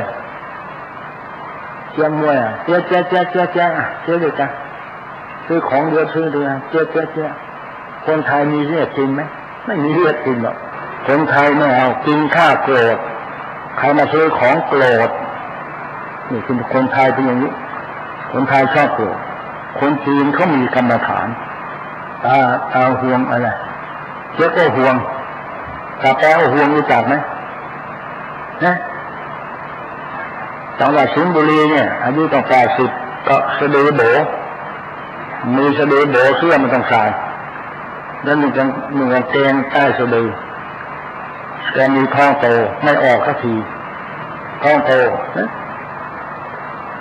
ไป4เปิดร้านลูกหลานสาวไม่ต้องตื่นถามบอกว่าแต่ทำไมขายของเนี่ยลูกสาวหลานสาวเยอะแยะไหมครับไม่เป็นไรที่หลวงพ่อไม่เป็นไรนะเราต้องนำมันยังไม่ตื่นให้ช่างมันเปิดร้านเข้ามานกอยู่ตรงไหนจะรู้หมดนกเล็กนกอะไรตะปูจีเล็กตัวใหญ่รู้หมดอยู่ขนาดแก่ๆรู้ตั้ง90รู้หมดของเราจะรู้ไหมไม่รู้นี่อยู่แต่การนั่งกรรมฐานคุณชีแกสวดจีนเรื่อยเลยนี่แหละคือกรรมฐานน่ะรู้หมดอะไรอยู่ตรงไหนตะปูอยู่ตรงไหนหยิบถูกเนี่ยของเต็มร้านเลยเราสมบูรณ์นี่เล่ามาจะเอามาเป็นพยานก็มาไม่ได้แค่ตายแล้วตายซะแล้วรู้หมดอะไรตรงไหนคนจีนเนี่ยมีหัวใจของเขาอยู่อันจำไว้เลยนะอย่าไปโกรธใครด่าพูดพ่อคนแม่อย่าโกรธหรือด่าว่าคนพ่อคนแม่ว่าก็ไม่โกรธหรือว่าจะสตางค์หรือให้ด่าต้องขายของให้ด่าเอาของขายให้ได้อย่าไปโกรธถ้าโกรธแล้วไม่ต้องขายของทำไมอย่าโกรธแล้วอย่าเกลียดจะด่ายังไงช่างอดทนกรรมฐานจะใครอดทนได้คิดเงินไหลนองทองไหลมาบางทียังไม่ทันอะไรเขาไม่รู้ตัวเนี่ยไปเกิดเขาไม่รู้เรื่องเลยไปเกิดเขาเนี่ยจะเราบาปคนเดียวไหมเราบาปไหม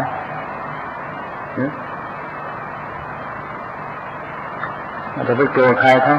นี่แหละละเอียดอ่อนของคนโบราณสมัยสุโขทัยนั่งกรรมฐานละเอียดอ่อนชอบพูดเพราะถึงหากว่าจะพูดกูมึงเป็นสมัยสุโขทัยก็กูมึงแบบเพราะฆ่าแกฆ่าไอ้นู่นฆ่ามันก็ยังมาใช้ดีอยู่เรียกว่าข้าพเจ้าเอามาใช้ทุกวันนี้เรียกว่าข้าพเจ้ามีพยานตัวข้าแล้วก็พยานเรียกว่าข้าพเจ้ายังใช้ตามวงศาลอยู่เรียกว่าข้าพเจ้าทั้งนั้นคำพูดสุโขทัยละเอียดอ่อนตัวนี้ก็คือกรรมฐานชัดๆคนที่มีกรรมฐานเนี่ยจะละเอียดอ่อนจะทำอะไรไม่หยาบคายจะพูดจาเพราะจะไม่โกรธใครง่ายจะไม่ผูกใจเจ็บต่อท่านผู้ใดถ้าเรากำหนดได้นะญาติโยมทั้งหลายเอ๋ยทำ7 วัน 7 คืนเนี่ยกำหนดให้ได้เมื่อไรกำหนดจิตฟุ้งซ่านก็กำหนดตรงนี้ถ้ากำหนดได้แล้วไม่จะกำหนดอีกถึงเวลาจะโกรธจะไม่สบายใจสติจะออกมาช่วยทันทีสติจะออกมาช่วยเลยจะมาบอกเลยไม่ควรโกรธเขาปัญญาบอกตัวปัญญาสำคัญมากไม่ใช่กำหนดตลอดไปถ้ากำหนดได้นะยืนหนอ5 ครั้งได้เมื่อไหร่จะรู้นิสัยคนที่เรามองเห็นจะรู้นิสัยเลยเดินมันเนี่ยศีรษะลงตาเท้าศีรษะเดี๋ยวก็จะมาบอกตรงนี้แหละบอกคนเนี่ยคบไม่ได้ปากหวานก้นเปรี้ยวเยอะเลยคนเที่ยวคบไม่ได้ถ้าลองคบดูก็เป็นอย่างนั้นจริงๆฉันเนี่ยเห็นหนอเห็นด้วยปัญญาไม่ใช่ว่ามาแล้วหนอแน่ๆแล้วก็กลับไปหนอแล้วหนอคุณหัวหลวงเขาจะได้อะไรฮะขอเจริญพรพี่น้องทุกคนโกรธเนี่ยไม่มีดีเลยทำให้ใจเศร้าหมองตลอดไปหาความเย็นใจและสุขใจไม่ได้เลยอย่าไปโกรธอย่าไปเกลียดอย่าไปเบียดฉันโกรธและเกลียดมันทำให้จิตใจเนี่ยเกิดผูกโกรธทิ้งเขาไว้เป็นการอิจฉาเราลิษยาเขาในอนาคตหาความดีไม่ได้นั้นเมื่อหาความดีไม่ได้ชนิดใจก็เศร้าหมองตลอดไปไปเจอหน้าการที่ไม่พอใจก็มาอยู่ในหัวใจเราก็เป็นคนบาปหยาบช้ามากมีคนหยาบไม่มีคนละเอียดในใจหาความละเอียดในชีวิตไม่ได้เลยออกมาอย่างนี้ถ้าเราผูกใจเจ็บเราเคยโกรธกันอาตมาถึงได้เรียกเจริญพรให้ท่านทราบว่าเรารักใครอย่ารักหมดเกลียดใครอย่าเกลียดหมดบางคนที่ไปรักเขาทั้งตัวเลยเนี่ยรักหมดตัวเลย ไม่ได้คิดเหนือคิดใต้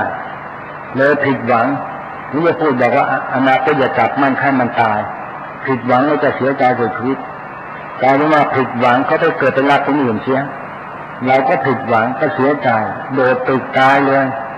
ฆ่าตัวตายบ้างเนี่ยก็ต้องเหตุดังกล่าวนี้นี่เรียกว่ากิเลสแท้ๆพระพุทธเจ้าจึงบอกว่าดีชั่วประการใดรักกันก็รักหนอ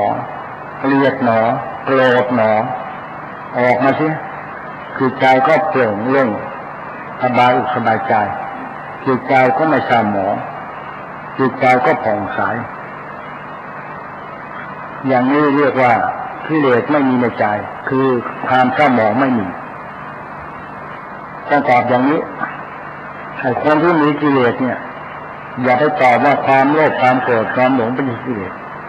ต้องตอบข้อแรกว่าใจไม่ดีใจเศร้าหมองเพราะเราไปโกรธเขามาเนี่ยจะไปตอบว่าโกรธไม่ได้ต้องตอบว่าใจเศร้าหมองเป็นกิเลสแล้วถึงจะไปตอบตัวโกรธทีหลังว่าเราเศร้าหมองเพราะอะไรเพราะเราไปโกรธเขาเกิดเพื่อนเกิดผัวเกิดเมีย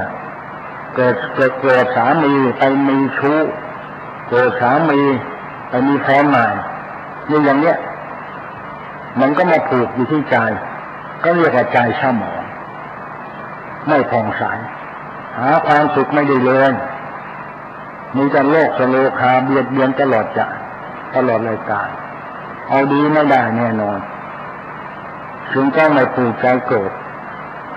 ตรงนี้เขาเรียกว่าละเอียดอ่อนอันนี้เราไม่พอใจใครว่าไม่พอใจไอ้ความโลภความโกรธความหลงนั้นเป็นด้วยกันทุกคนโลภอยากได้ของเขาถ้าโลภอยากได้ความดีที่จะต้องสร้างอย่างนี้ใจไม่เศร้าหมองก็จะเป็นกิเลสได้ยังไงแต่พระบางองค์ท่านก็บอกว่าอยากได้เนี่ยเป็นกิเลสแต่แล้วอยากได้เนี่ยโดยไม่ได้ไปโกงใครทำมาให้กินอยากได้ข้าวก็ไปทำนาอยากได้เงินได้ทองก็ไปค้าขายเขาจะประกอบอาชีพการงานหากินจะได้เงินได้ทองจะเรียกว่าเป็นกิเลสได้ไหมไม่ได้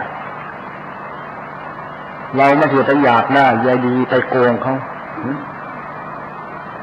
อย่างนี้ก็เรียกว่าเป็นกิเลสไม่ใช่กิเลสถ้ากิเลสจะทำให้ใจเศร้าหมองไม่ผ่องใสเช่นวันนี้ไปขาย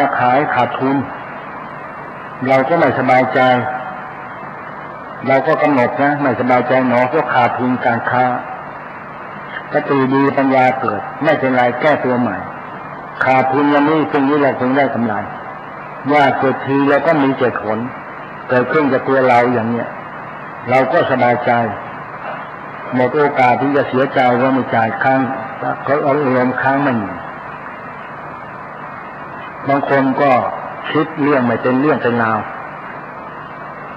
เรื่องที่ไม่ควรจะคิดก็ไปคิดมันจะมีประโยชน์จากการใดเล่าจะหาประโยชน์ในชีวิตไม่ได้เลยนะเพราะฉะนั้นตรงนี้เป็นหัวใจของนักปฏิบัติและนักปฏิบัติกรรมฐานเนี่ยคือมันเป็นอุปสรรคมากก็คือเวทนาไม่ใช่โกรธนะเวทนาเลยพอนั่งเขาหน่อยปวดโน่นปวดนี่นะตายให้มันตายสิอดทนสิอดทนไม่เยอะทนเลยการอ่อนน้อมถ่อมตนนี่การละเอียดอ่อนหมดไปข้อที่สอง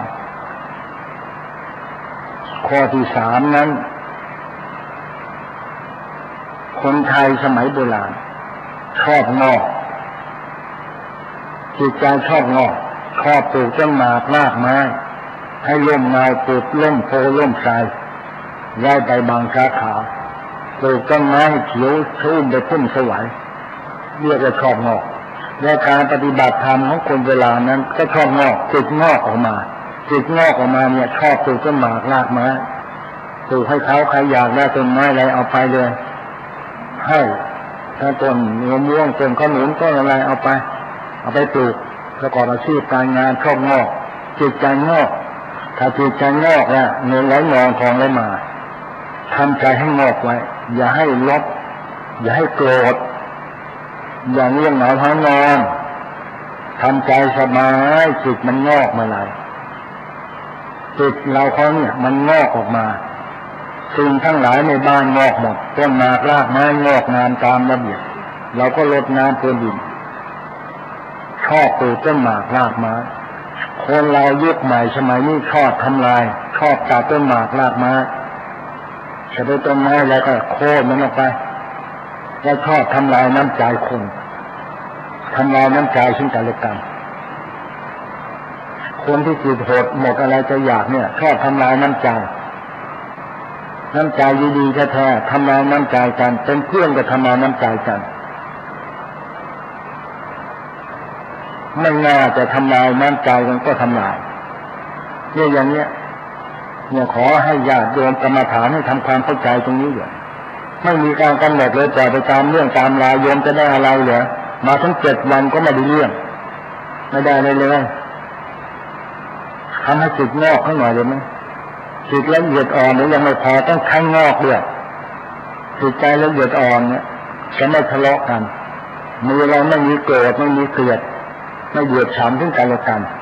ด้วยการกำหนดจิตให้มีเสมอต้นเสมอปลายทำอะไรให้เสมอต้นเสมอปลายไม่เกลียดไม่โกรธไม่อิจฉาริษยาซึ่งกันและกันแล้วข้อที่3มันจะบอกว่าทำให้จิตงอก พอจิตใจดีแล้วละเอียดแล้วมันก็จะงอกขึ้นมันอย่างเรารดน้ำพรวนดินต้นหมากรากไม้มันก็งอกงามถ้าเรารดน้ำที่รากมันไปรดที่ยอดรดที่รากมันยังรดที่ใจยังที่จิตจิตมันก็งอกงามอย่างนั้นเดี๋ยวนี้เราพาไปรดมันที่ยอดให้มันออกดอกไวๆมันจะออกได้ยังไงรดผิดที่ทำความดีผิดทางจะรดที่รากมันต้องทำใจให้มันดีๆทำใจให้ดีให้ได้ใจจะดีได้ก็เพราะกำหนดกรรมฐานต้องต่อสู้กับเวทนาเพราะฉะนั้นนักกรรมฐานเนี่ยจะแพ้เวทนานะระวังแพ้การปวดเมื่อยพอปวดเมื่อยเลิกเลยปวดเมื่อยเลิกเลยก็บอกว่านั่งได้3 ชั่วโมง 4 ชั่วโมงอาตมาไม่เชื่อหรอกมันต้องปวดทุกครั้งปวดเนี่ยครูมาสอนเวทนามาสอนเรียกว่าสมถะเป็นการศึกษาเวทนาให้เข้าใจว่าเนี่ยเข้าใจอย่างเนี่ยมันปวดยิ่งปวดมาจนน้ำตาร่วงอดทนนะอดทนไว้จิตงอกมาก็อดทนนะแต่จะจิตงอกมาอดทนได้น้ำตาร่วงหลายครั้งมันคือก้นเนี่ยเขาจะทานโทษเหมือนเข็มมาแทงปวดเลือดร้าวแทบจะตายเลยนี่แหละการกลั่นกรองน้ำให้สะอาดเนี่ยมันต้องบำบัดเหนื่อยมากก็บำบัดน้ำเหนื่อยที่สุดแล้วเนี่ยปวดก้นก็จะทานโทษปวดจะหลุดแรงตายให้มันตายกำหนดปวดหนอน้ำตาร่วงไหลเพะเกิดขึ้นตั้งอยู่ดับไป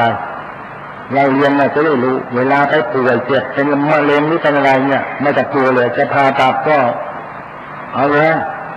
ผ่าตัดก็ได้นี่นั่นเนี่ยเลือดแดงเนี่ยเอาเลยผ่าเลยแล้วยังไม่ปวดเลยไหมปวดเราจะบอกก็ใครเหรอไม่ปวดที่นะยังไงนะอดทนที่เจ้าสอนให้อดทนต่อสู้กับคลาคลำทนลำบากทนเจ็บใจทุกอย่างถ้าไม่ทำกรรมฐานอดทนไม่ได้หรอกนะใครว่าเราเกิดเลยแล้วกายเศร้าหมองเป็นบาปกรรมถ้าตายตอนนั้นไปนรกเลยนะตายตอนนั้นไปนรกเลยใช่ไหมอำนาจโลภะไปเป็นเปรตอำนาจโทสะลงนรกไปเลยอำนาจโมหะไปเป็นสัตว์เดรัจฉานไม่เกิดมาเป็นมนุษย์แน่นอนออกมาอย่างนี้ชัดเจนมากก็ขอฝากไว้ให้การปวดนี่เนี่ยขอให้กำหนดปวดหนอต้องผ่านนี่ประตูนี่สำคัญมากจะมาฐานบทแรกเลยเนี่ยจะต้องผ่านอุปสรรคคือปวดมากแต่การกำหนดเกิดเนี่ยหรือการกำหนดผิดออกเนี่ยอย่าเป็นอันดับ 2อันดับ 1ต้องปวดก่อนผ่านทุกคนแต่ใครผ่านประตูนี้ไปได้นะยังอื่นได้หมดมันปวดเมื่อยไปตลอดต้องภาวนาปวดหนอปวดจนน้ำตาร่วงเนี่ยไม่หายก็ต้องอดทนปวดหนอจะได้รู้ว่ามันปวดอะไรนะอันนี้เป็นเรื่องสำคัญอีกประการหนึ่งแล้วก็ไอ้เรื่องใจเศร้าหมองเนี่ยมันเป็นประกาศระดับที่ 2กายานุปัสสนาธิปฐานกายยืนเดินนั่งนอนยืนหนอ5 ครั้งเอาให้ได้อธิธรรมส่วนมากไม่ได้นะพวกเราต้องช่วยดูแลให้เขาทำให้ได้เอาจิตกับสติอยู่ด้วยกันให้ได้พอจิตกับสติอยู่ด้วยกันได้แล้วจะเกิดปัญญาทันทีจะเกิดการแก้ปัญหาได้ถ้าสติกับจิตไม่ได้อยู่ด้วยกันแม้แต่5 นาทีเราก็ยังไม่มีสติกันเลยเราออกไปนอกรูนอกทางแล้วจะได้ผลจากการใดเข้าใจคำนี้ให้ได้ยืนหนอ5 ครั้งเอาให้ได้ไม่ใช่มาเล่นกันหรือมาหาความสงบโดยที่ไม่ถูกต้อง เราไม่มีความสงบกันเลยนะจะไปคุยกันคือน้อยพูดน้อยทำความเพียรให้มากจิตจะสติอยู่ด้วยกันถ้าอยู่ด้วยกันจะสงบทันทีการไม่เลยนะจิตจะสติอยู่ด้วยกันเมื่อใดจะสงบเมื่อนั้นจะไม่มีฟุ้งซ่านจิตจะคิดไปอันไหนก็ออกไปไม่ไกลเวลาเราขนาดยืนหนอ5 ครั้งจิตยังคิดไปโน่นคิดไปนี่เลยเห็นไหมอย่าต้องกำหนดให้มันได้พอได้แล้วก็ลืมตาขวาย่างหนอหยุดซ้ายย่างหนอหยุดหาจังหวะแล้วก็ขวาโยกตัวไปย่างหนอลงให้ได้จังหวะแล้วก็ดูที่ปลายเท้าขณะที่เดินจงกรมไปนั้นเกิดมีเวทนาหยุด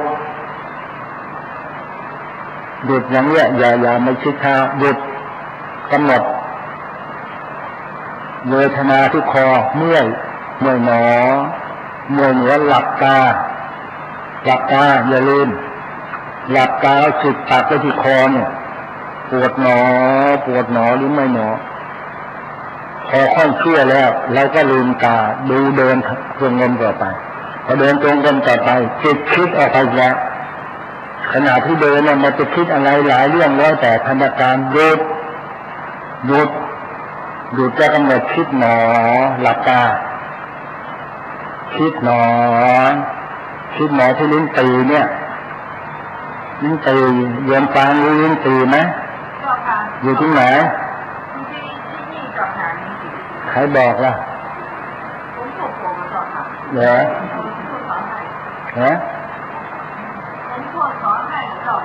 เนี่ยตรงนี้นะกำหนดตรงนี้คิดหนอมันจะคิดอะไรเนี่ยให้จิตมันกลับมาพอจิตกลับมาแล้วก็เดินจงกรมต่อไปลืมตาเดินจงกรมไม่ยากแต่ทำก็ไม่ได้ไม่ชอบทำกันเลยเดินก็ไม่ได้อะไรเกิดขึ้นนะเดินไปจะหยุดนะขวาย่างหนอชิดและบางคนบอกขวากลับหนอซ้ายก็ไม่ต้องขวาซ้ายกลับหนอเลยไม่ต้องไปขวาไปซ้ายละเพราะเราตั้งสติอยู่แล้วกลับหนอเรียกว่าหยุดหนอ3 ครั้งถ้าหยุดหนอ3 ครั้งลืมตาไม่ใช่หยุดหนอ3 ครั้งนะยืนหนอ5 ครั้งกองแถวแล้วยืนหนอ5 ครั้งพอยืนหนอ5 ครั้งแล้วลืมตาดูเท้าต่อไปพอเสร็จแล้วเราก็เดินออกมาย่อตัวหนอนั่งหนอนั่งได้3 อย่างนั่งขัดสมาธินั่ง2 ชั้นนั่งชั้นเดียวส่วนหน้าสากลนิยมจะนั่ง2 ชั้นธรรมดาแต่เราก็นั่ง2 ชั้นกันก็ดีแล้วนั่งชั้นเดียวก็ได้หายใจยาวๆพองหนอยุบหนอบางคนเนี่ยพองยังไม่ทันจะหนอยุบยังไม่ทันหนอพองออกไปเนี่ยก็หายใจสั้นหายใจให้ยาวใช่หายใจให้ยาวหายใจเข้ายาวๆท้องจะพองหายใจออกยาวๆท้องจะยุบพองหนอยุบหนอพอดีถ้าหายใจสั้นกำหนดไม่ได้จำไม่เลยหายใจสั้นๆเนี่ยอารมณ์ร้อนถ้าหายใจยาวๆกำหนดได้คล่องแคล่วว่องไวรวดเร็วทันใจจนเป็นธรรมคนนั้นจะอารมณ์เย็นลงทันทีใจจะไม่ร้อนเคยทะเลาะกับใครเคยหาเรื่องจะเลิกเลยใจจะเย็นรู้เหตุการณ์ได้ดีด้วยก็ขอผ่านญาติโยมเนี่ยอย่าใจร้อนเดี๋ยวให้ใจยาวๆเนี่ยคนให้ใจยาวๆเนี่ยอารมณ์ไม่ร้อนขนาดสิ่งตัวเหม็นเนี่ยเหม็นไม่ดีด้วยให้ใจสร้างแล้วอิจฉาเขาเก่งทีนั้นอิจฉาคนนั้นอิจฉาคนนี้ตลอดรายการเก่งตัวจะเหม็นจะใส่ระบบยังไงก็ไม่หายเหม็นอันนี้เรื่องจริงเองหายใจให้ยาวไว้หายใจยาวไว้พองหนอยุบหนอให้ใจยาวกำหนดได้แล้วสติดีขึ้นแล้ว จิตสติมันอยู่ด้วยกันมันยืนหนอห้าครั้งได้ จิตจะบอกเลยว่าเราก็อิจฉาเขาอิจฉาแม่หรืออิจฉาพี่น้องตัวเองจึงเป็นอย่างนี้ถ้าตัวเองใจร้อนจะรู้เองโดยคนอื่นมันจะมาบอกเล่าการเรียนกรรมฐานต้องการจะอ่านตัวออกบอกได้ใช่เป็นต้องการจะมาพิสูจน์ตัวเองต้องการจะมา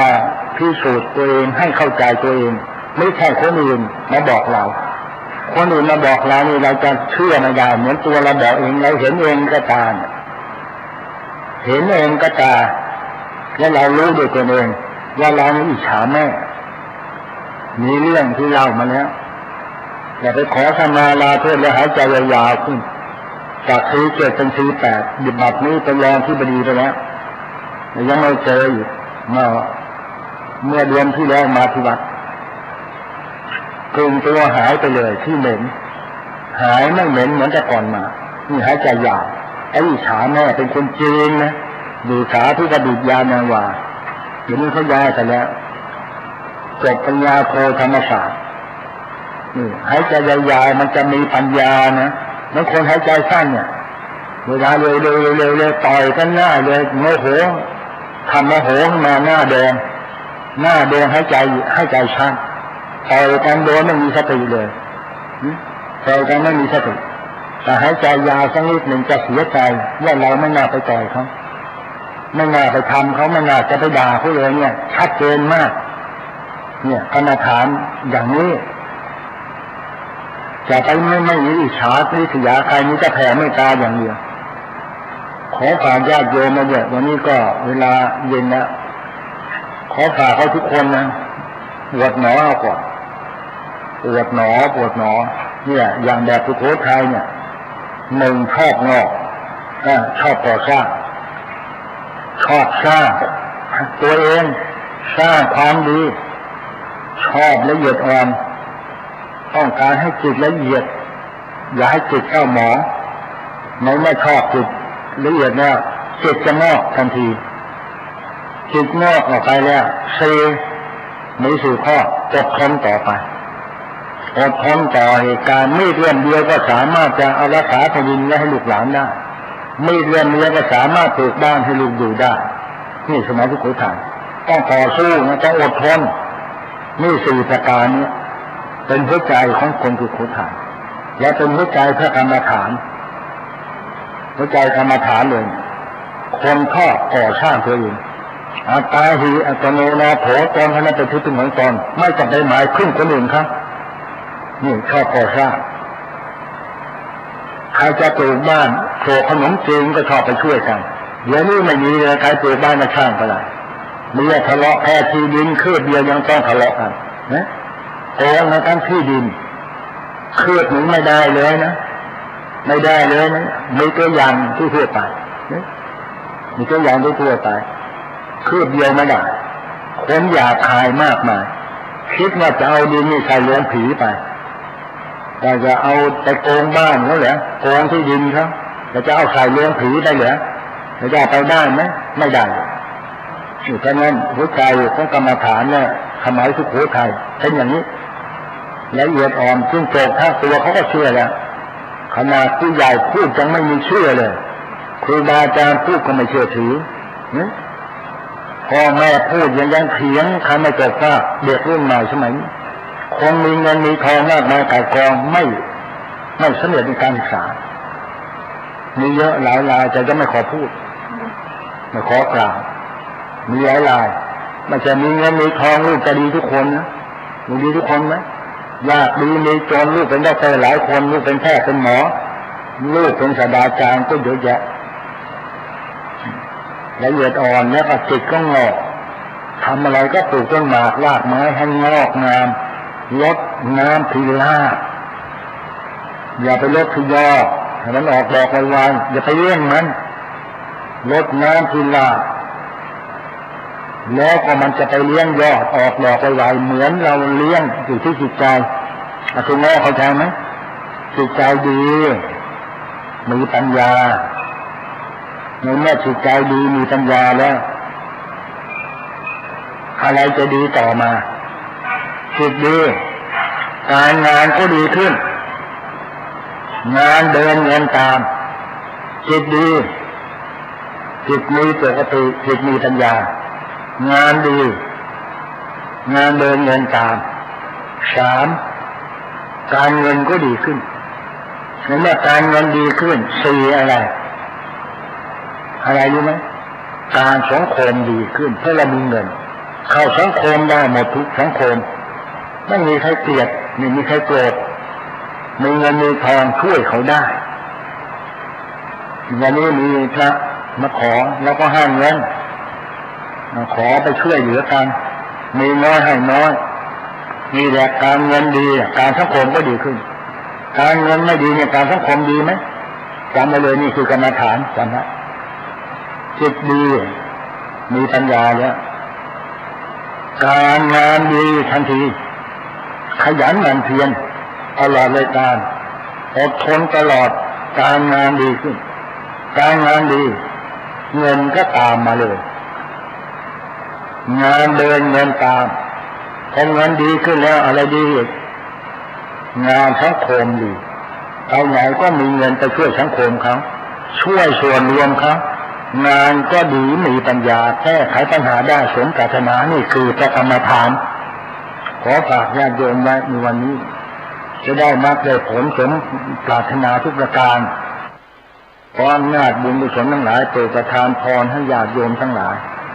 ทั่วหน้ากันผู้เจริญพระกรรมฐานจึงคำนึกคำบรรยาว่าเหลืออยู่วันพระหน้าเข้าพรรษาแล้วอาสาฬหบูชาคือวันพระหน้าเวียนเทียนแล้ว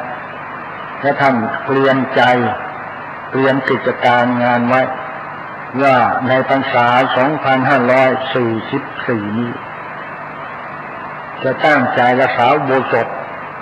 สวดมนต์ไหว้พระที่บ้านตลอดไตรมาส 3 เดือนแล้วท่านจะเจริญรุ่งเรืองนะจะไม่เอาเรื่องกับใครใครจะมาหาเรื่องยังไงอย่าไปสนใจว่าใครตลอดพรรษาได้ไหมเลิกดื่มสุรายาเมาเลิกยาเสพติดเลิกเที่ยววันเกิดของเราก็เลี้ยงพ่อเลี้ยงแม่ให้อิ่มพ่อแม่ตายแล้วก็บังสกุลอุทิศถวายไปแล้วก็นั่งเจริญกรรมฐานวันเกิดไม่จำไปเลี้ยงเหล้าใครอีกต่อไปขอแค่1 พรรษาท่านจะเจริญรุ่งเรืองผิดปกติจิตใจก็จะดีขึ้นใจก็สบายอนาคตท่านจะรุ่งเรืองวัฒนาสถาพรสมปรารถนาทุกประการสุดท้ายนี้ขออำนาจบุญกุศลทั้งหลายอำนาจคุณศรีรัตนากายประสาทพรชัยทุกท่านผู้ปฏิบัติกรรมฐานจงเจริญจะด้วยอายุวันนะสุขภาละปฏิภาณธนาสารสมบัตินึกที่สิ่งประการใดสมความมุ่งมาปรารถนาด้วยการทุกข์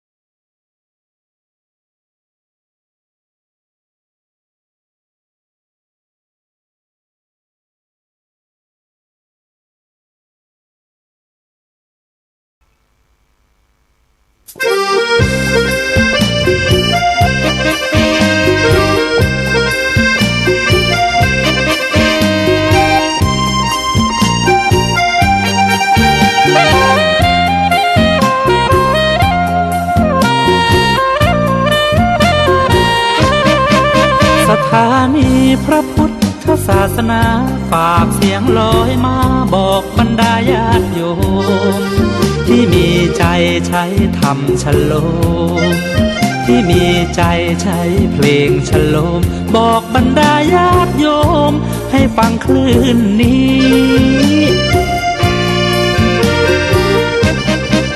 สถานีตั้งไม่ไกลไม่ไกลตั้งอยู่ทั่วเมืองไทยชวนคนไปทำดีเชิญฟังกันทั้งวันดีเจสร้างสรรค์พากันสุขีใครอยากฟังธรรมเชิญทางนี้ใครอยากฟังธรรมเชิญทางนี้หรืออยากฟังเพลงดีๆเปิดคลื่นนี้นะคุณสถานีพระพุทธศาสนาฝากเพลงลอยมาย้ำชาวพุทธสร้างบุญธรรมะจะติดตามตัวคุณธรรมะจะชี้นำใจคุณที่สุทรงท่านหนุนไว้ให้คุณมาสร้างสถานีที่ล้ำค่าชี้นำธรรมะเพิ่มปัญญาแตกฉานสอบถามธรรมะข้อใดเชิญลองถามไทยเรื่องที่อยากถามมีธรรมสลับกับเพลงเพราะมีธรรมสลับกับเพลงเพราะและดีเจชอละไว้เป็นเพื่อนคุณ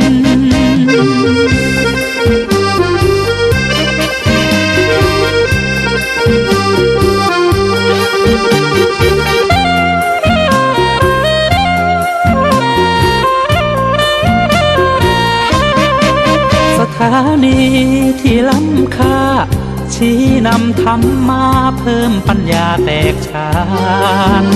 สอบถามธรรมะข้อใดเชิญลองถามไทยเรื่องที่อยากถามมีธรรมสลับกับเพลงเพราะมีธรรมสลับกับเพลงเพราะและดีเจชอละไว้เป็นเพื่อนคุณ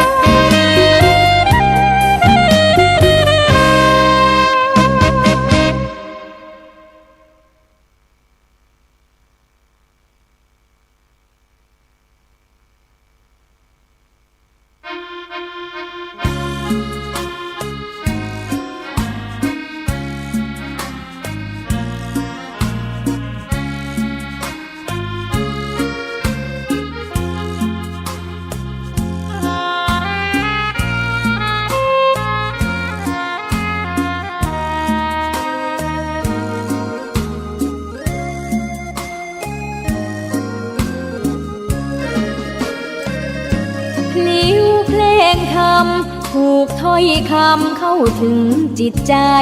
ฟังรายการวิทยุเสียงใสส่งถึง